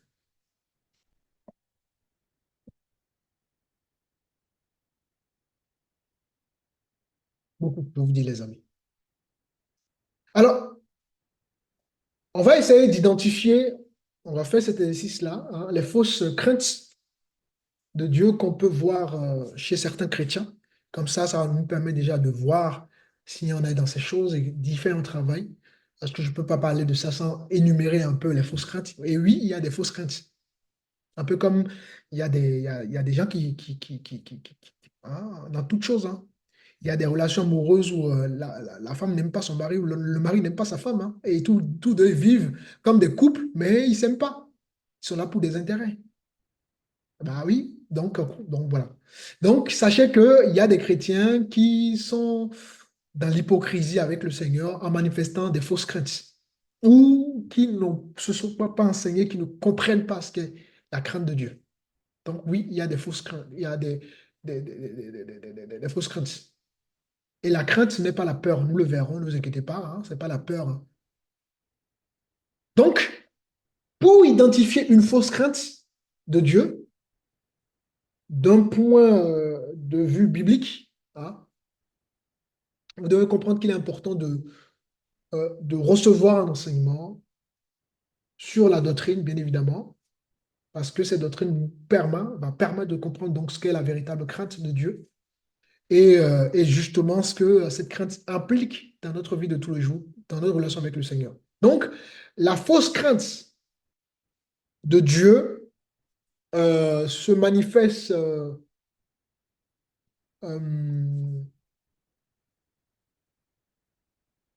pas une attitude, d'accord? Pas une attitude extérieure. C'est ça, là. C'est, comment dirais-je? Si vous voulez, le premier élément, d'accord, d'une fausse crainte de Dieu, c'est souvent basé sur un faux engagement. Ça, c'est la première fausse crainte. C'est souvent basé sur un faux engagement. Je vais vous poser des questions. Donc, j'espère que vous les notez. Je vais vous poser des questions pour le questionnaire. Donc, la première fausse crainte, c'est souvent basé sur un faux engagement. D'accord? Donc, on va être dans une obéissance extérieure sans pour autant qu'il y ait de la transformation intérieure, qu'il y ait de la transformation authentique. Un peu comme les religieux. Les religieux sont dans la fausse crainte. C'est-à-dire qu'ils sont pieux dans l'Église et au reste du monde, vous voyez, ce sont des gens différents. Donc, ils vont montrer une vie par apparence, mais au-dedans d'eux, il n'y a pas réellement de la transformation. C'est une fausse crainte. Donc, la première fausse crainte, c'est basé sur un faux engagement. J'aimerais qu'on puisse lire Matthieu. Nous sommes dans Matthieu chapitre 15.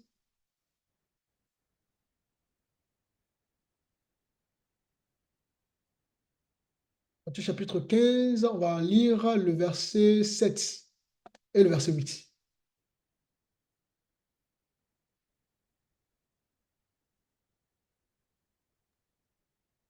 Je lis au nom de Jésus. Amen. Hypocrite, Ok, hypocrite. je lis au nom de Dieu. Il y a la sœur Karine qui lit déjà. Je pense qu'il y a un décalage au niveau Ce- de la connexion. Ah, d'accord. Ok. Oh, oh, ouais, ouais.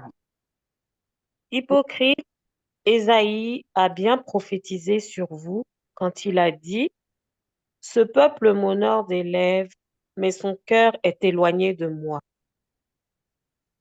Vous voyez? Jésus traite ici les pharisiens d'hypocrites. En fait, Ils donnent l'impression qu'ils sont engagés, mais en réalité, ils ne sont pas engagés. Ils donnent l'impression qu'ils sont engagés dans la chorale, mais ils ne sont pas engagés. L'impression qu'ils sont engagés dans l'évangélisation, ils ne sont pas engagés. L'impression qu'ils sont engagés dans l'église, dans les réunions, dans les programmes, mais ils ne sont pas engagés. Ils viennent au programme juste pour apter de leur présence, pour montrer leur présence, ou pour plaire au pasteur, ou pour plaire à des frères ou à des sœurs, ou pour qu'on puisse dire d'eux, ah ouais, le frère, ah, vous voyez. Et tout ça pour créer la confusion entre les vrais frères et les vraies sœurs qui sont engagés. Vous voyez? Regardez le frère Hassan, comment il est engagé vraiment depuis qu'il conduit la prière. Regardez comment il est engagé. Ça, c'est un vrai engagement. Regardez la sœur Karine, comment elle est engagée avec le Seigneur. Hein? Si elle nous mentait, là, ça fait longtemps qu'on l'a déjà su. Mais on voit encore la sœur jusqu'à aujourd'hui. Elle fait ses devoirs. Alors pourtant, elle est mère, elle a un mari, elle doit s'occuper de son mari, ses enfants, etc. C'est un bon engagement. Sœur Karine, la sœur Aïssa, pareil. Il y a des sœurs, il y a des frères qui sont engagés. D'autres ne se connaissent pas forcément parce que problème de connexion, mais j'en suis sûr qu'ils sont engagés. Et on le voit parce que le temps éprouve les gens. Mais il y a des gens, il faut qu'ils viennent cogner la tête des gens pour qu'on confonde les vrais qui sont engagés des faux qui ne sont pas engagés. Donc ça, c'est vraiment une fausse crainte. Et c'est pour ça que Jésus traite ici les pharisiens d'hypocrites. Parce que oui, l'hypocrisie, c'est quoi? Faire semblant de vivre une duplicité de vie, tromper les gens. Mais ce que les gens oublient, on ne trompe pas les hommes et les femmes matures. On ne trompe pas les hommes et les femmes qui sont enseignés. On ne trompe pas les hommes et les femmes qui sont connectés au Seigneur. On ne trompe pas les hommes et les femmes qui sont véritablement engagés. Et qui plus est, on ne trompe pas hein, le ministère, le leader, le pasteur ou etc. qui est sérieux dans son ministère. Rappelez-vous l'histoire d'Ananias. On va prendre. J'ai voulu prendre ça, rappelez-vous, la semaine dernière, je n'ai pas pu prendre. Ben, c'est l'occasion de prendre l'histoire d'Ananias. Et ça finira, je crois, de mémoire. Et pour voir, nous sommes dans Actes.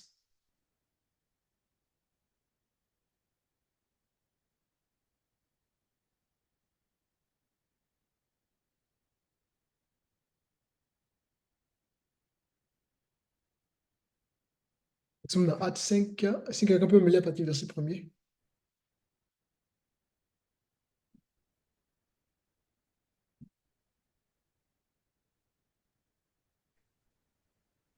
Je lis au nom de Jésus-Christ. Mm.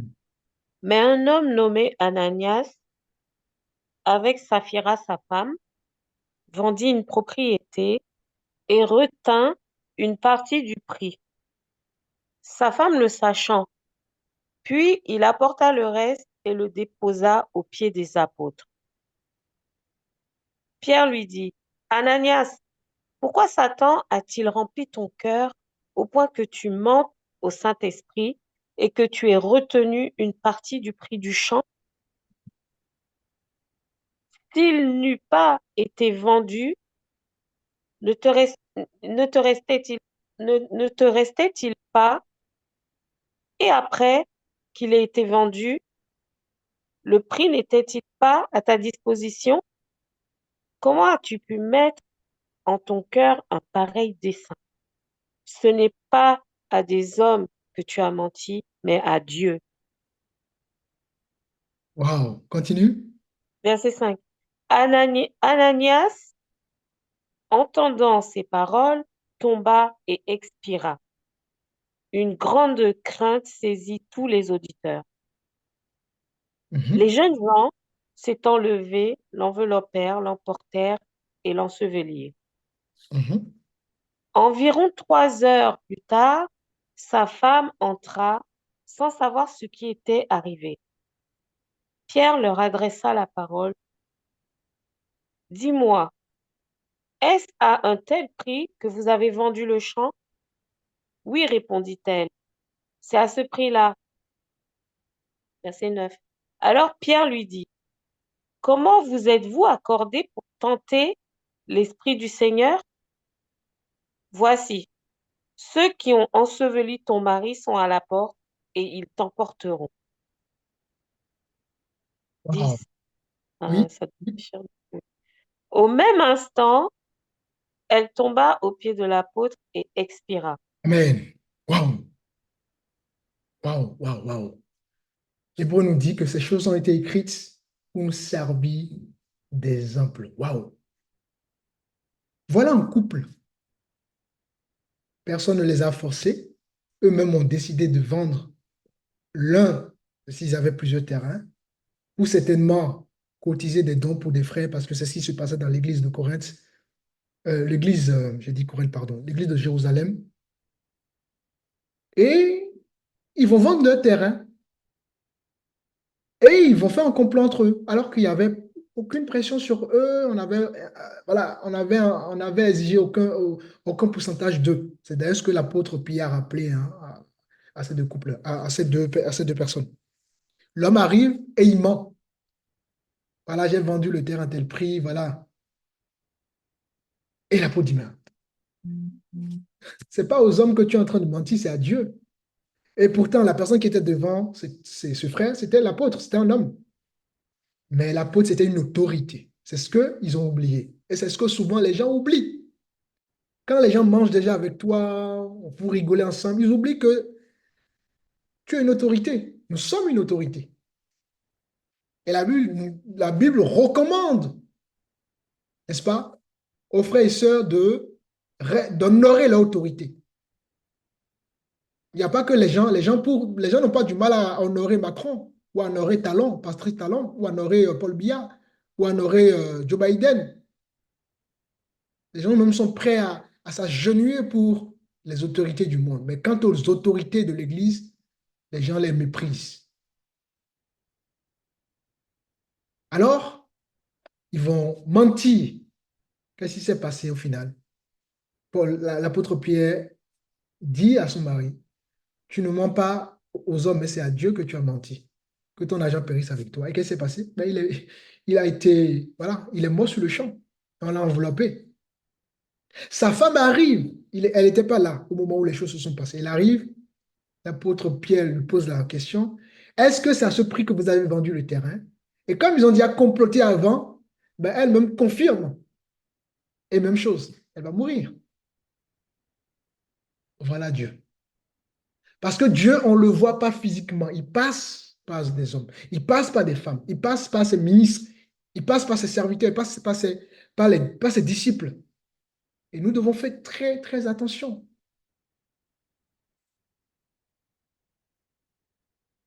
Donc,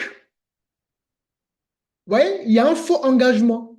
La première fausse crainte, c'est basé sur un faux engagement. Bien-aimés, soyez engagés dans tout ce que vous faites.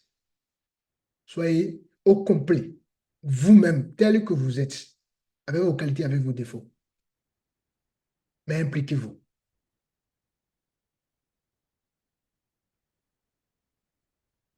L'engagement dans l'œuvre du Seigneur, c'est très important. S'engager. Pas les chrétiens aujourd'hui qui disent chrétiens, mais le jour où ils n'ont plus rien dans le frigo, c'est fini. Hein? Ils ne sont plus chrétiens. Hein? Le jour où madame est malade, les enfants sont malades, c'est fini. Non, ils ne sont plus chrétiens. Hein? Le jour où eux-mêmes sont malades, c'est fini. Ils ne sont plus chrétiens. Hein?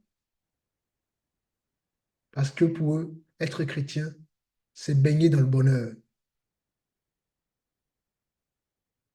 Alors que la Bible déclare que vous êtes comme des arbres plantés près d'un courant d'eau et vous allez porter du fruit à vos saisons. Il y a des saisons où on est en galère, excusez-moi pour l'expression, des saisons où on est en joie, on est en bonheur. Voilà, il y a des saisons comme ça. Et les saisons où on n'a rien, c'est le moment pour Dieu justement de nous former, de nous briser. C'est là où beaucoup échouent.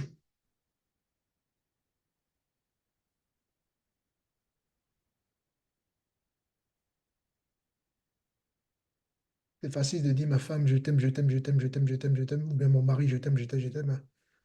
Mais le jour où mon mari n'a plus un franc pour approvisionner la maison, comment je lui parle? comment je lui parle? Est-ce que je lui donne tout son respect? Ou maintenant, tu es qui? Tu es quel homme? Machin, machin. Maintenant, on sait ton vrai visage.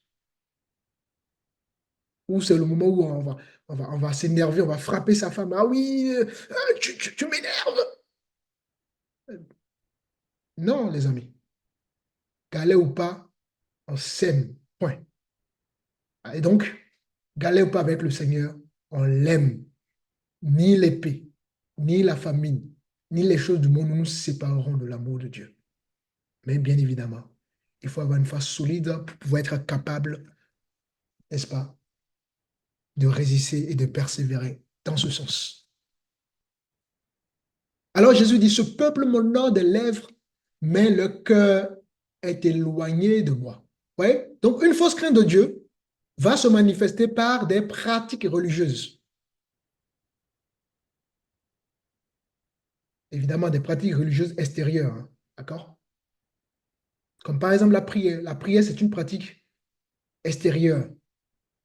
Après, surtout à l'église, par exemple.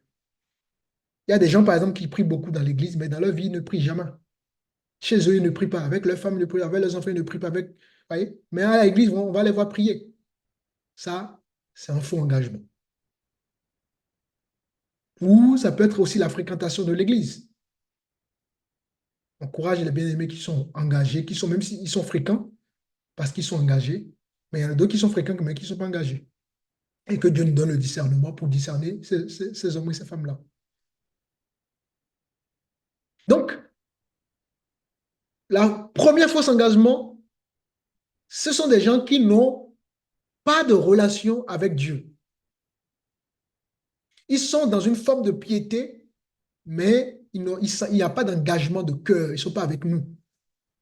C'est pour ça que quand on va parler de l'association, on veut aider des gens, vous allez voir, il y a des gens qui sont insensibles.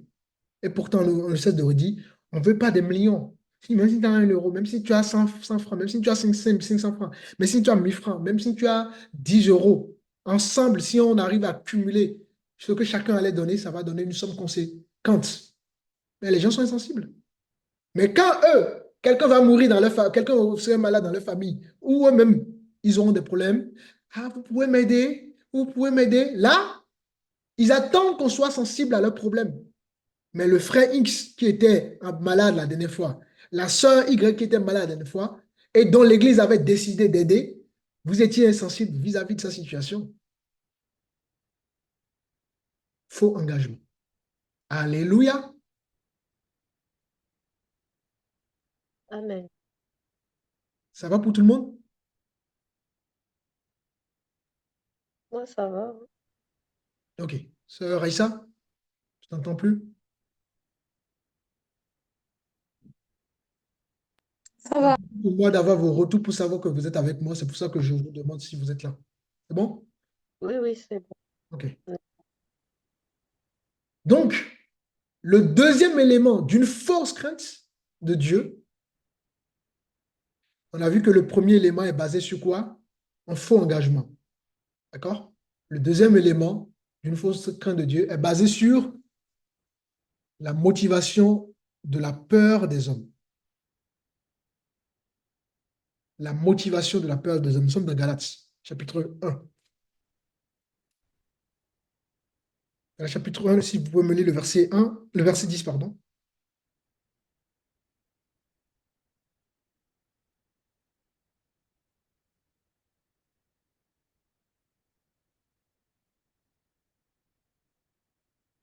Galates 1, le verset 10. Oui, je lis au nom de Jésus. Et maintenant, est-ce la faveur des hommes que je désire ou celle de Dieu? Est-ce que je cherche à plaire aux hommes? Si je plaisais encore aux hommes, je ne serais pas serviteur de Christ. Alléluia. Donc, une fausse crainte de Dieu, d'accord, peut être motivée par la peur des hommes plutôt que par un désir sincère de plaire à Dieu. Et l'apôtre Paul dit ainsi, et maintenant, est-ce la faveur des hommes que je désire ou celle de Dieu? C'est une question. Est-ce que nous voulons la faveur des hommes ou la faveur de Dieu? La réponse, elle est vite trouvée. Hein. celle de Dieu. Est-ce que je cherche à plaire aux hommes? Si je plaisais encore aux hommes, je ne serais pas serviteur de Dieu. Et l'apôtre dit ici, si il devait plaire aux hommes, il ne serait pas apôtre. Il n'allait pas recevoir toute la révélation qu'il a reçue. Et pourtant, il faisait partie des hommes qui ont persécuté l'Église.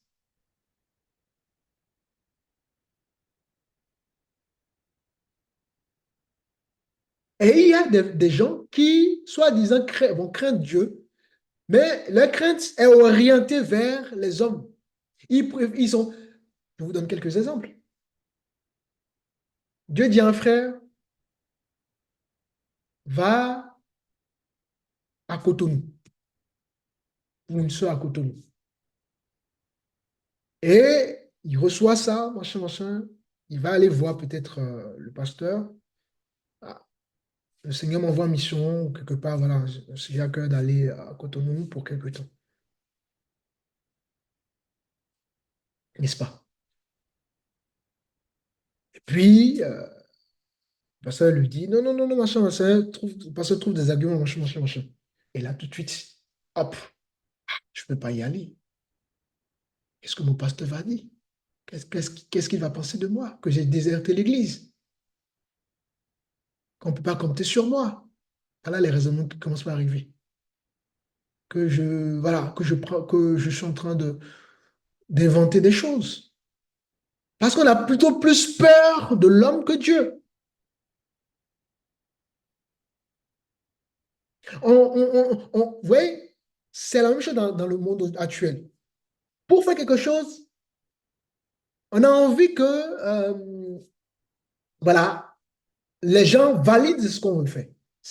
Pour nous, voilà, s'il y a trop de gens qui sont contre, il y a un problème. Au contraire, justement, quand Dieu veut nous utiliser, beaucoup doivent être contre, justement. C'est ça même le signe qui montre que Dieu t'appelle à quelque chose. Le monde, les gens, ils vivent en fonction de ce que les autres pensent d'eux. Il y en a beaucoup des gens qui ont des voitures, machin, machin, et qui vivent sous des dettes.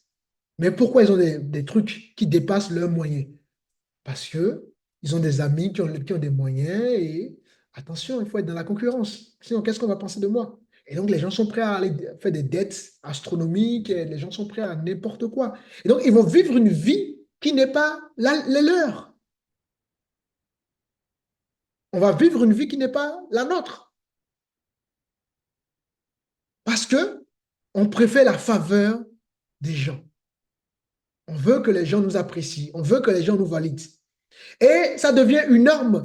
Aujourd'hui, dans une zone, quand tu fais quelque chose, tu n'es pas dans la norme. Non. Il n'y a pas une norme.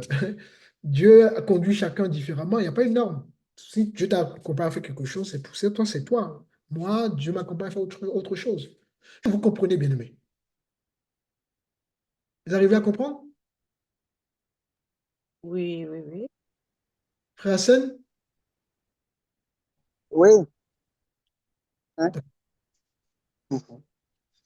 si vous voulez plaire aux hommes, vous n'arriverez jamais au but de... Jamais. Jamais, les amis. Jamais Je suis bien. de rien.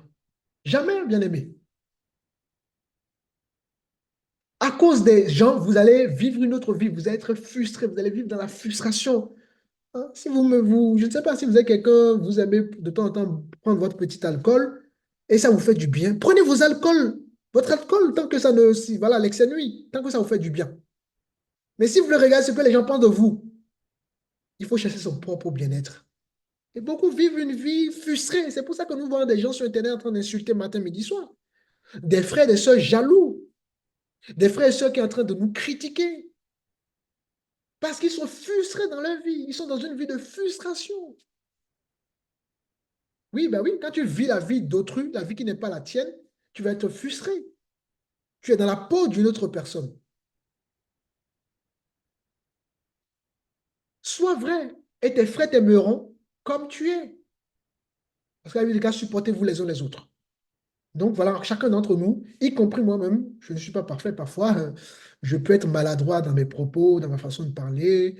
Et si le Seigneur m'interpelle, je vais demander pardon, m'excuser ou me reformuler un peu ce que j'ai dit qui a été mal compris. Parce que je reste un homme qui a des défauts.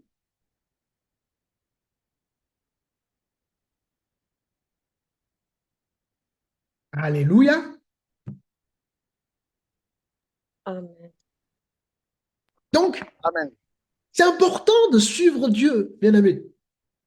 Seigneur, vous regardez un peu l'histoire biblique. Dieu dit à Abraham, sors de ta patrie. Il est parti. Il s'aurait dit, ah, j'ai vécu pendant quand même des années là-bas. Non, il est parti. Même chose pour Moïse. D'abord, Noé, Dieu lui dit, voilà, prépare l'arche. J'imagine au temps où lui préparait l'arche, les gens le prenaient comme un fou. Mais s'il devait regarder la réaction des gens, la Bible déclare qu'à son période, les gens s'en foutaient de lui. Les gens se mariaient. Les gens, c'est tellement qu'il était l'homme le plus fou de l'époque. Mais lui, il a écouté Dieu. Et là, qu'est-ce qu'il a fait? Qu'est-ce qui s'est passé? 8 personnes ont été sauvées. Noé, sa femme et les enfants des enfants des enfants qu'il a eus. C'est incroyable. Et tous ont été, le déluge est arrivé et puis ils se sont rendus compte, mais Noé nous parlait de ça. Noé, attends, je dois rentrer dans l'âge. Attends, non, c'est trop tard. C'est pour ça qu'il ne faut pas remettre à demain ce qu'on peut faire aujourd'hui. Demain, ça peut être trop tard. Trop tard. Parce que on évolue dans l'âge. L'âge que j'ai aujourd'hui, ce n'est pas l'âge. Voilà, on grandit. Et l'énergie que j'avais il y a 10 ans, il y a 15 ans, ce n'est plus la même énergie aujourd'hui. Donc, quand j'ai l'énergie, il y a des choses que Dieu va me demander. Mais demain, si je n'ai plus l'énergie, si je suis voilà, en fatigue, tout ça, il y a des choses que je ne peux plus faire. Donc, il faut agir. Écouter les autres ne nous fait pas avancer. David, même chose. Pierre, l'apôtre Pierre, tous les apôtres, pratiquement tous les serviteurs, ils ont toujours été à l'encontre de ce que les gens pensent d'eux. Tous, sans exception. Prenez-moi un exemple d'une femme, d'un homme dans la Bible à qui le Seigneur n'a pas donné des instructions et les gens n'étaient pas d'accord. Tous sans exception. Jusqu'au même au nom juif que le Seigneur a utilisé. Tous sans exception.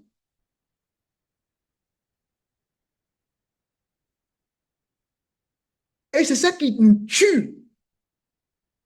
Et la Paul dirait, il aurait pu rater sa vocation s'il devait écouter les hommes. Beaucoup ont raté leur vocation à cause des hommes. J'aurais pu moi-même rater ma vocation si je devais écouter ma première église de l'époque, ma première communauté de l'époque. Beaucoup ont raté leur vocation. Ils sont devenus maintenant des vieux grinchards ou grinchous. Et David, regardez, Saoul était choisi comme roi. J'ai choisi quelqu'un d'autre. Désolé, j'ai choisi David. Vous voyez le manque de désobéissance, là où ça peut nous conduire, alors qu'il était le roi d'Israël.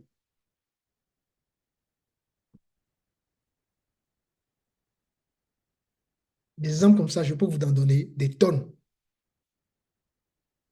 Même chose, Jésus lui-même a été tenté par ça. S'il devait écouter toutes comment ça s'appelle, toutes les gens qui s'étaient levés contre lui, toutes les obstacles qu'il avait, notamment les rabbins de l'époque, les maîtres de la loi de l'époque, nous ne serons pas sauvés aujourd'hui. Donc, à cause de son obéissance, vous et moi, nous sommes là. Donc, l'obéissance, ça nous amène à un résultat concret.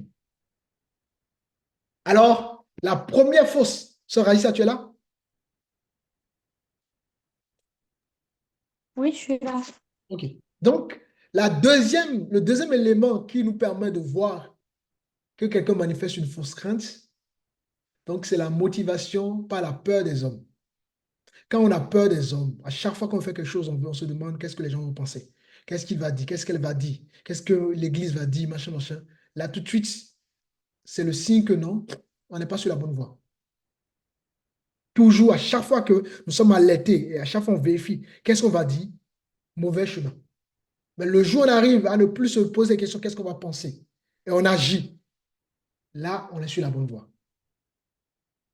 Parce que n'attendez pas que les gens vous comprennent. Vous êtes comme des vents et on ne peut pas vous comprendre. Même moi, même en tant que pasteur ici, des fois, vous pouvez me dire des choses, je ne vais pas comprendre. C'est pour ça que quand quelqu'un vient vers moi avec un projet ou autre, je ne sais pas de le décourager. Au contraire, mon rôle n'est pas de, ah, est-ce que tu es, voilà, je vais simplement l'encourager. Je vais, voilà. Je ne vais pas dire, ah non, non, non, non, non, c'est pas de Dieu. Je n'ai pas reçu, pourquoi je dis c'est pas de Dieu? Faut pas que je mens. Je n'ai rien reçu concernant ça. Dieu ne m'a pas dit autrement, donc certainement, voilà. Donc si Dieu t'encourage dans ce sens-là, Dieu soit béni. Mais je te donne un peu de conseils pour que, voilà, ça se passe bien. C'est comme ça, en réalité, quand on sait le Seigneur, voilà notre responsabilité. Notre responsabilité, ce n'est pas de casser les gens, ce n'est pas d'empêcher les gens que Dieu les utilise, c'est de les accompagner. Maintenant, effectivement, si Dieu me parle concrètement et Dieu me dit non, machin, là, dans ce cas-là, je vais m'y opposer en expliquant à la personne. Et encore une fois, le plus, c'est la personne qui a le dernier mot. Je ne m'imposerai pas à la personne. Je n'imposerai pas ma volonté. C'est ça notre rôle. Le pasteur n'est pas là pour dire avec qui tu vas te marier, avec qui. Non, ce n'est pas notre rôle, ça. Pas quand le pasteur dit, on a fait tous, on a fait des erreurs comme ça. On a connu des assemblées où on te dit, ah, telle personne, c'est ta femme, machin, machin. Alors, on n'a rien reçu. Telle personne, c'est ton mari. Non. Si vous n'aimez pas la personne, je suis désolé, Dieu ne va pas vous mettre avec un homme ou une femme que vous n'aimez pas. Donc, arrêtons de vouloir mettre les gens ensemble sous prétexte que Dieu. Non, non, non, non, non. Si Dieu t'a parlé, Dieu parlera aussi à la personne. Voilà. Que le Seigneur vraiment nous aide. Troisième élément. D'une fausse crainte qui nous permet de pouvoir voir que nous manifestons une fausse crainte est la crainte basée sur l'absence de transformation intérieure. On a vu que la première crainte, le premier élément, c'est une fausse crainte basée sur un faux engagement. Deuxième, une fausse crainte basée sur une motivation de la peur des hommes. Hein. J'espère que vous retenez bien ces choses. Et puis troisième, une, euh, une crainte basée sur, une crainte de Dieu bien évidemment, hein, basée sur l'absence de transformation intérieure. Et pour ça, nous allons lire le livre de Romains chapitre 12. Quelqu'un peut me lire le verset 2.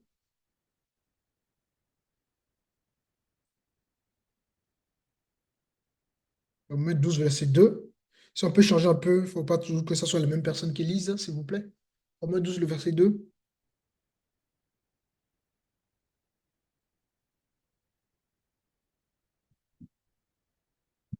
Romains 12, le verset 2.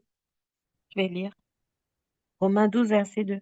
Ne vous conformez pas au siècle présent, mais soyez transformés par le renouvellement de l'intelligence, afin que vous discerniez quelle est la volonté de Dieu, ce qui est bon, agréable et parfait. Alléluia.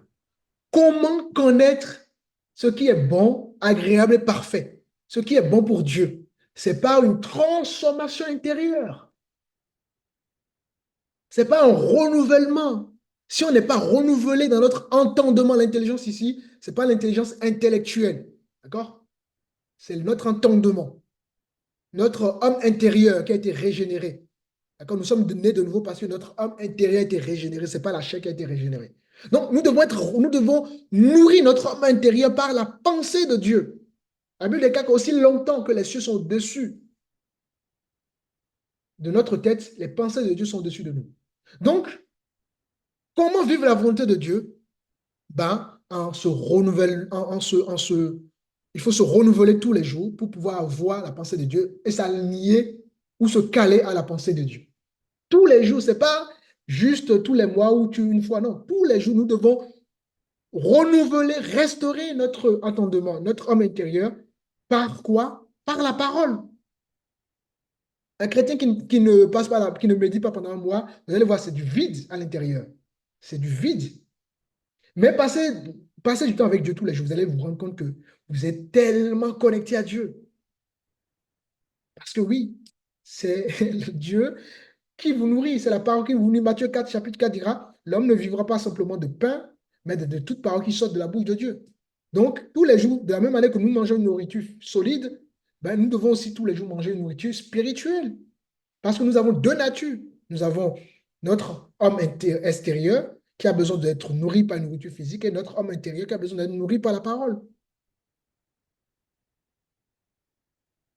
Donc, donc, le troisième élément d'une fausse crainte est la crainte basée sur l'absence de transformation. Quelqu'un qui ne se transforme pas, il ne craint pas Dieu. Celui qui craint Dieu tout naturellement court vers la transformation intérieure. Quand on craint Dieu, on ne regarde pas à gauche, à droite, et quand on voit qu'il n'y a personne qui nous regarde, on pique l'argent de la maman, de notre maman, on pique l'argent dans la caisse, on pique l'argent dans la caisse du ministère, on pique l'argent dans la caisse de l'association, parce qu'il n'y a personne qui nous regarde. Mais Dieu nous regarde. Celui qui craint Dieu, même s'il n'y a pas les frais, il n'y a personne. Il sait qu'il y a quelqu'un qui le regarde et il ne peut pas se permettre de se servir dans les caisses comme ça. Pas comme le pasteur aujourd'hui, les gens qui se servent dans les caisses, parce qu'ils n'ont plus la crainte de Dieu. Il n'y a plus une transformation intérieure. Quand on craint Dieu, quand on a la crainte de Dieu vis-à-vis de ce troisième élément, d'accord, ben, là, on sait que même si il n'y a personne, Dieu me regarde. Il voit une fourmi noire sur une pied noir dans une pièce noire. Ce que l'homme est incapable de voir. La Bible dit que Dieu sonde les cœurs. Dieu lit dans nos cœurs. Dieu voit nos cœurs. Et pourtant, le cœur de l'homme est un abîme, dit Proverbe 22.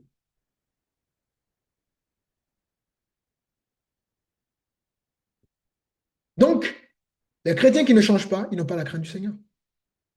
Évidemment, je ne parle pas d'une transformation extérieure, mais une transformation intérieure. Ça fait 10 ans que tu es dans le Seigneur et tu es encore dans le mensonge. Tu ne crains pas Dieu.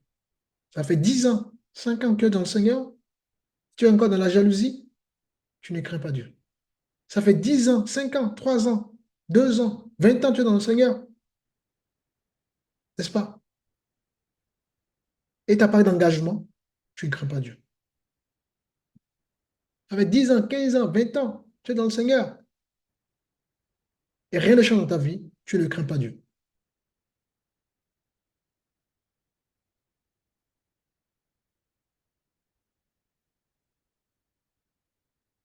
Et quand on craint Dieu, on aura toujours des tentations.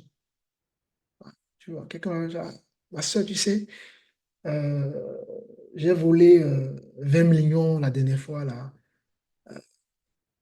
mais je ne peux pas manger ça tout seul. Je te donne 10 millions.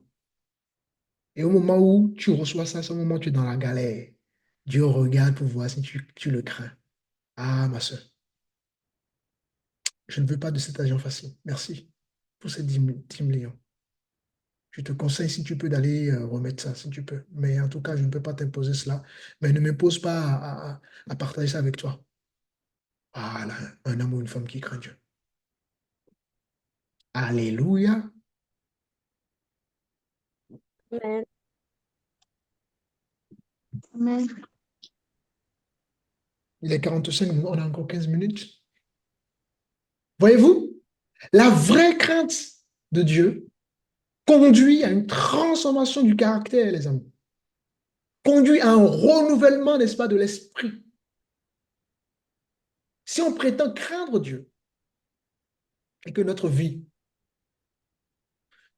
ne montre aucun fruit spirituel selon Galates chapitre 5, ou ne montre aucun changement intérieur, d'accord, et non extérieur, ben, vous devez comprendre que c'est un signe de fausse crainte de Dieu.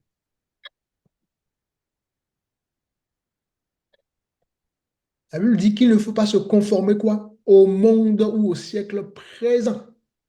Mais la Bible nous demande d'être quoi? Transformé par le renouvellement de l'intelligence. Ensuite, quatrième élément qui nous permet, ou si vous voulez, quatrième élément d'une fausse crainte, n'est-ce pas? Est la crainte basée sur les, euh, les traductions humaines. Nous sommes dans Colossiens. Colossiens chapitre 2. Attends 2 secondes, s'il te plaît.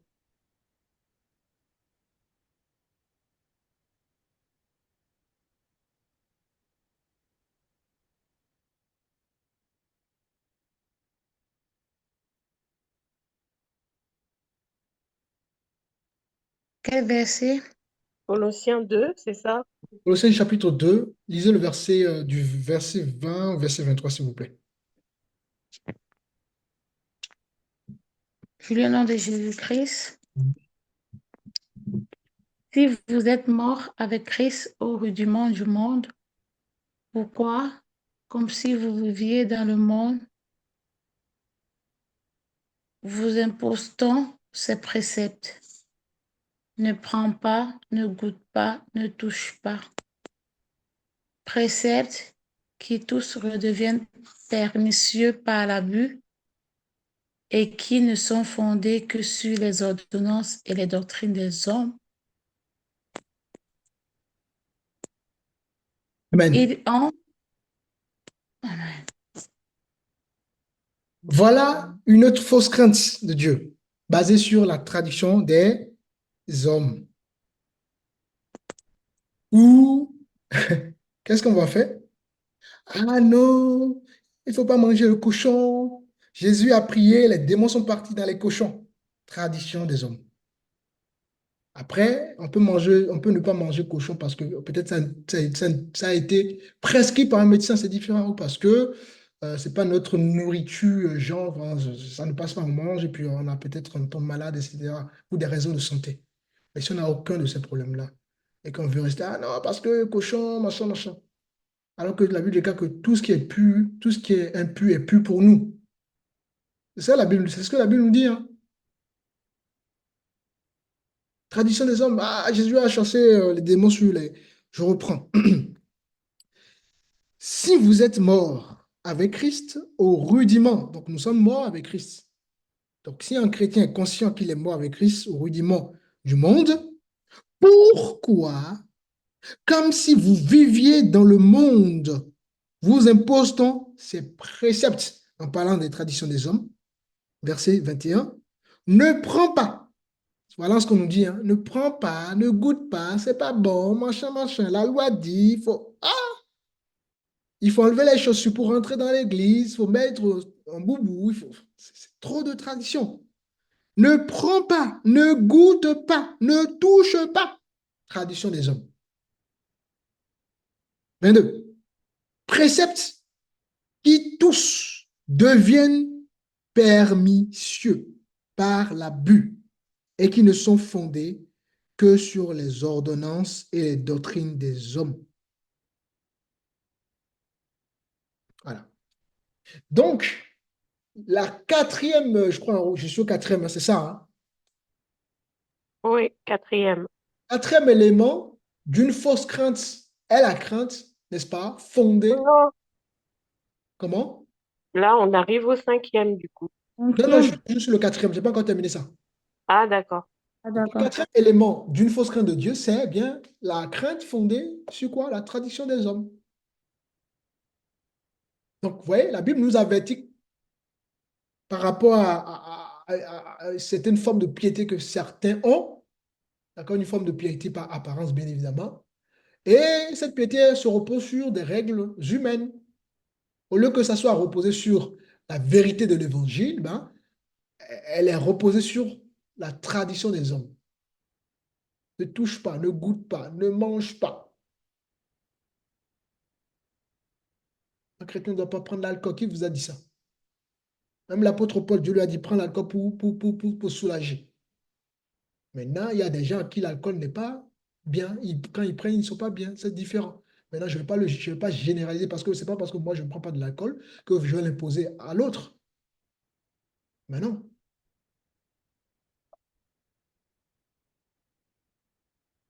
Et on est dans... Ça, c'est sectaire, ça. C'est vraiment sectaire.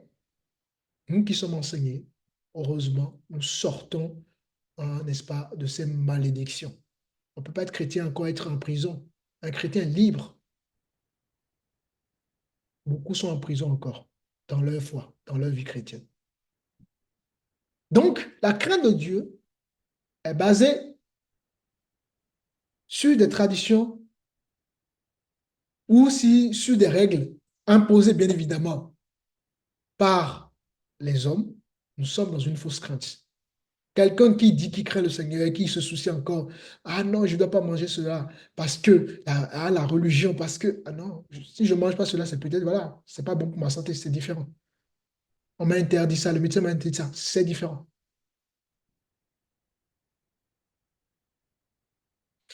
Et ensuite, vous aurez compris, je ne vais pas t'agiver sur ce point. Cinquième, il est quelle heure? Attends, je vais regarder l'heure.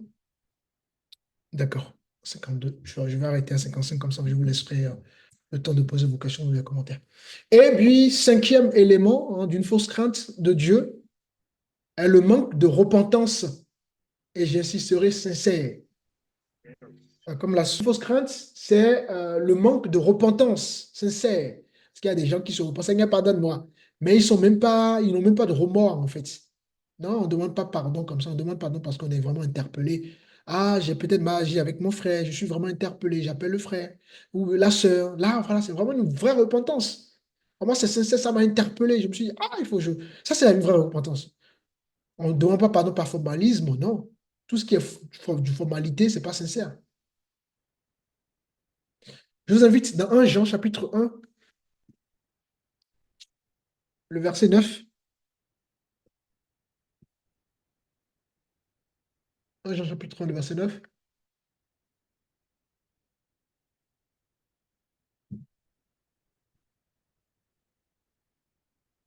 1 Jean 1, verset 9. Oui, Si nous confessons nos péchés, il est fidèle et juste pour nous les pardonner et pour nous purifier de toute iniquité. alléluia. Ouais, Dieu nous fait cette promesse que si nous sommes sincères dans notre repentance, il n'y a pas de raison que Dieu ne me punisse pas. Donc, si hier j'étais tombé, j'ai menti, j'ai volé, que j'ai demandé pardon sincèrement au Seigneur, Dieu m'a pardonné. Mais nous avons parfois des milieux qui vous rappellent encore vos anciens comportements, vos anciennes choses. Ah, vous savez, le frère, il avait volé en 2021. Vous savez, la sœur, elle avait, euh, elle avait, voilà, elle avait volé l'argent de son mari en 2018. Alors qu'on ne le sait pas. La sœur peut-être demandé dans son intimité pardon au Seigneur. Oh, chrétiens que nous sommes aujourd'hui, hein, on n'a plus peur de Dieu. Hein. Ah, vous savez, ah, le frère, le frère, il est tombé, la sœur, tu sais. Et non, ok, il est tombé, on n'encourage pas ça. Mais il a peut-être demandé pardon sincèrement. Et puis, il a demandé pardon encore devant l'Église, vous continuez à murmurer sur ça, c'est nous que Dieu punit. C'est terrible notre punition vis-à-vis de ça. Dieu ne nous encourage pas à tomber, mais la Bible déclare 7 fois le juste tombe. Donc nous sommes appelés à tomber, on va tomber à cause justement de notre dualité de vie. Maintenant, si nous tombons, Dieu nous demande de demander pardon. Sincèrement, bien évidemment, le métanoïa en grec. D'accord? On retourne vers Dieu, une vraie repentance. Où on a vraiment le remords et on a la peine, on est triste. Et là, on sent que là, il faut qu'on demande pardon. Et si on le fait, et qu'il y a encore des frères et des sœurs qui nous rappellent ces choses-là, c'est méchant. Donc, une vraie crainte de Dieu va se manifester par la repentance, n'est-ce pas, et la reconnaissance tout simplement de nos fautes, devant Dieu, bien évidemment. Donc, lorsqu'on craint Dieu et on n'éprouve pas ni conviction vis-à-vis du péché, on n'éprouve pas ni désir, d'accord, de se repentir, c'est un signe pour nous qui montre qu'on ne craint pas le Seigneur. Celui qui craint le Seigneur, d'accord, il y a des signaux comme ça. Il va avoir la conviction de demander pardon.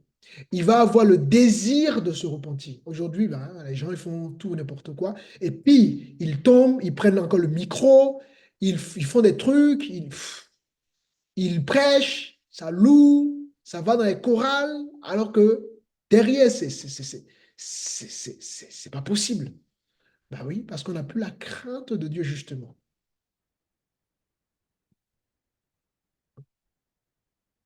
Tu fais des bêtises, tu es dans la chorale, mais tu n'as pas honte. Tu es en train de mentir peut-être à des frères, des sœurs, mais Dieu te voit. Les gens, ils sont. Voilà. Il n'y a pas de repentance. On prend le micro, on prend voilà, la chorale, l'instrument, le piano, on va, viens là. On continue à jouer. Moi, à l'époque, tu tombes, on te fait asseoir pendant 3 mois minimum. Ah oui, si tu fais quelque chose, voilà, on te fait asseoir. On te fait asseoir. Aujourd'hui, hein, si tu fais asseoir un frère, une sœur, là, on va te dire, ah, qui es-tu pour me faire asseoir? Ah, mais ça va déserter pour aller dans une autre assemblée. C'est comme ça, les gens passent d'assemblée à l'assemblée. Parce que dans l'autre assemblée là-bas, ils sont assis. Mais comme nous, dans la nouvelle assemblée, on ne le sait pas. Ah oui, voilà comment les gens, n'est-ce pas, se faufilent entre assemblées, euh, d'assemblée en assemblée. Non? Tu as mal agi, on te fait asseoir. Si tu es un frère qui a une certaine responsabilité dans l'église et tu fais certaines choses, on te fait asseoir pendant un temps. Le temps que voilà, tu évolues, tu comprennes, voilà, tu mûrisses et tu apprennes de tes erreurs. Et puis bon, voilà, une fois que le temps est découlé, voilà, tu reprends ta responsabilité. Donc, celui qui craint Dieu est dans une repentance perpétuelle, parce que la repentance, c'est tous les jours. Nous nous repentons tous les jours, parce que, voilà, il y a toujours quelque chose qu'on va faire, ou même si on ne sait pas, vaut mieux pour se rassurer, on se demande pardon, Seigneur. Pire, les gens le savent et ne le font pas. Donc, quand on ne craint pas Dieu, c'est normal. On va pas demander pardon à Dieu, on ne le craint pas. Donc, il est amour. En quoi on va lui demander la repentance? Ou on va dire juste, Seigneur, je me repens par des lèvres, pas des mots qui ne sont pas sincères. Mon peuple me loue des lèvres, mais son cœur est éloigné de moi. Et puis, le sixième élément, j'aimerais finir cette partie comme ça, sans prochain on va entamer. Donc, voilà, c'est pour ça que je vais terminer les éléments. Donc, on a un sixième élément hein, d'une fausse crainte de Dieu, ben, c'est la recherche de bénédiction sans engagement, en quelque sorte spirituel. Les gens cherchent la bénédiction. Seigneur, je veux le mariage, je veux des enfants. Seigneur, je veux voyager. Seigneur, donne-moi le visa. Seigneur, fais ceci. Mais il n'y a pas d'engagement spirituel, il n'y a pas d'engagement avec le Seigneur. Donc, on veut manger, on veut tout manger de Dieu, mais on ne veut pas se soumettre à lui. D'accord? Un peu comme une femme qui va aimer un homme à cause de son argent, je veux manger son argent, mais on ne veut pas s'engager avec lui. Ce n'est que son argent qui m'intéresse. Non, ça ne marche pas avec Dieu, ça. Donc, quand on n'a pas un engagement spirituel, alors qu'on veut une bénédiction venant de Dieu, on est dans une fausse crainte. Seigneur, bénis-moi, mais je ne m'engage jamais. C'est pour ça que ben, vous voyez des gens qui tournent en rond. Ils demandent la bénédiction du Seigneur et ils ne sont jamais engagés. Parfois même, la bénédiction devient une malédiction. Donne-moi le travail et puis on ne les voit plus. Donne-moi le mariage, on ne les voit plus. Donne-moi ceci, on ne les voit plus. Parce que la bénédiction se transforme en malédiction. Et c'est pour ça que Dieu ne peut pas bénir certaines personnes. Combien d'hommes et femmes ont demandé le mariage, ont eu le mariage et c'est fini, ils ont abandonné l'église. Ou bien ils ont demandé le travail, c'est fini. Ils ont demandé ceci, c'est fini. Mais au moment où il fallait avoir le travail, les enfants, ah, le frère ou la soeur était persévérant. Hein. Bien-aimé, priez pour moi. Bien-aimé, je veux le travail. Bien-aimé, voilà. On le voit tout connecté. Ah, il est connecté. On voit du changement. On a l'impression. C'est un changement éphémère. C'est un changement camouflé.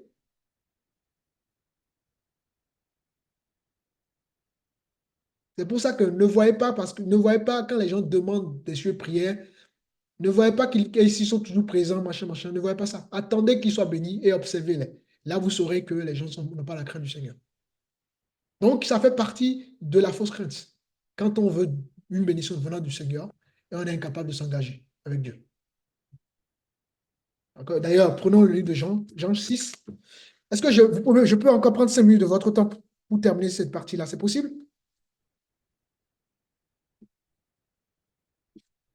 Est-ce que je peux encore prendre 5 minutes?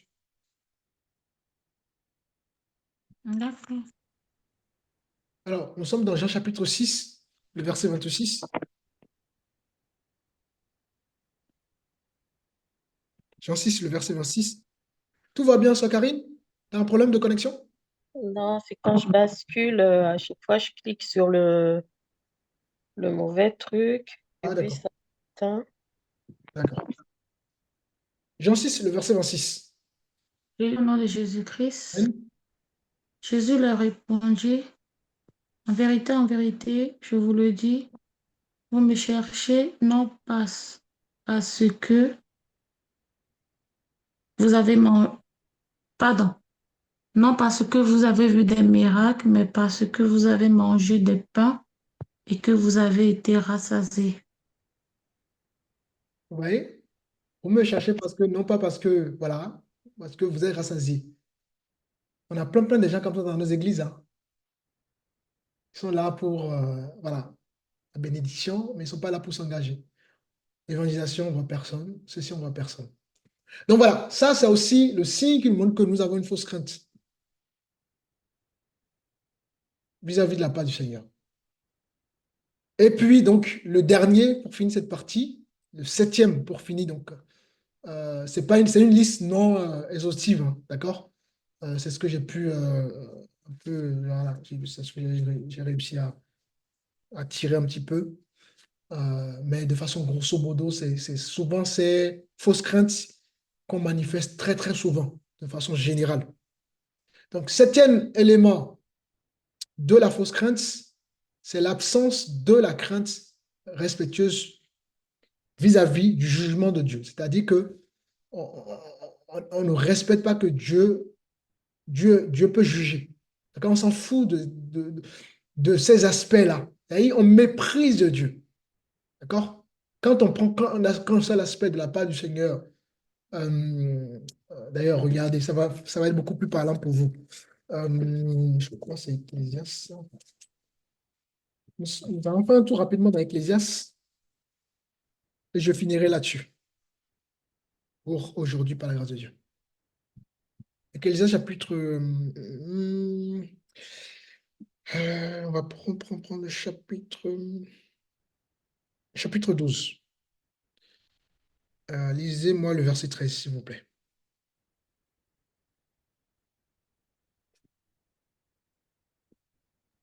Ecclésias chapitre 12, le verset 13. Je lis au nom de Jésus-Christ. Amen.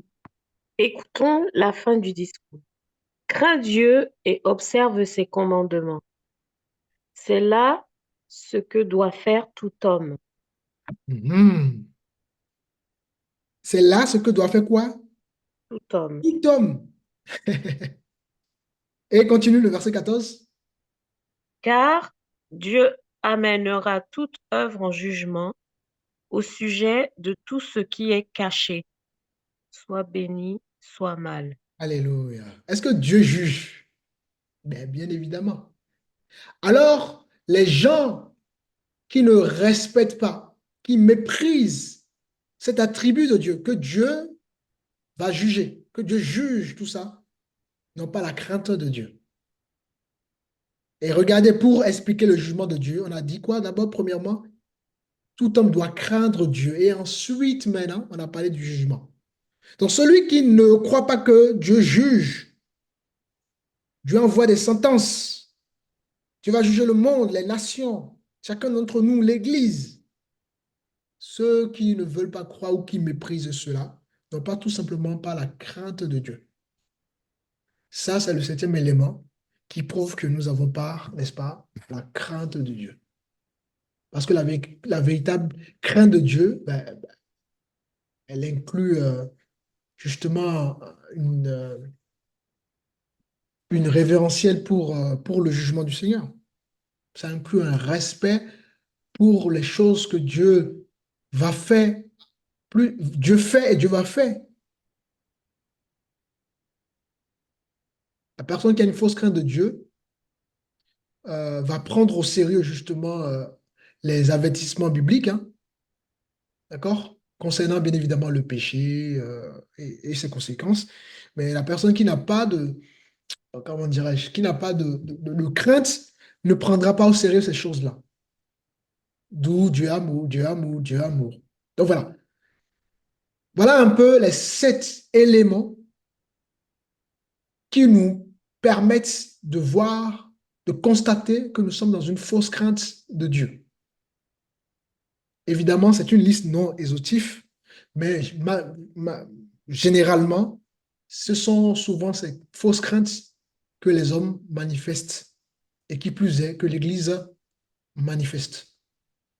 Donc voilà, semaine prochaine, nous allons donc parler maintenant de ce qu'est la crainte de Dieu, toute cette définition et tout ce qui... Donc voilà, finalement, ce chapitre euh, se fera sur trois volets, trois cours et que le Seigneur soit béni par sa grâce.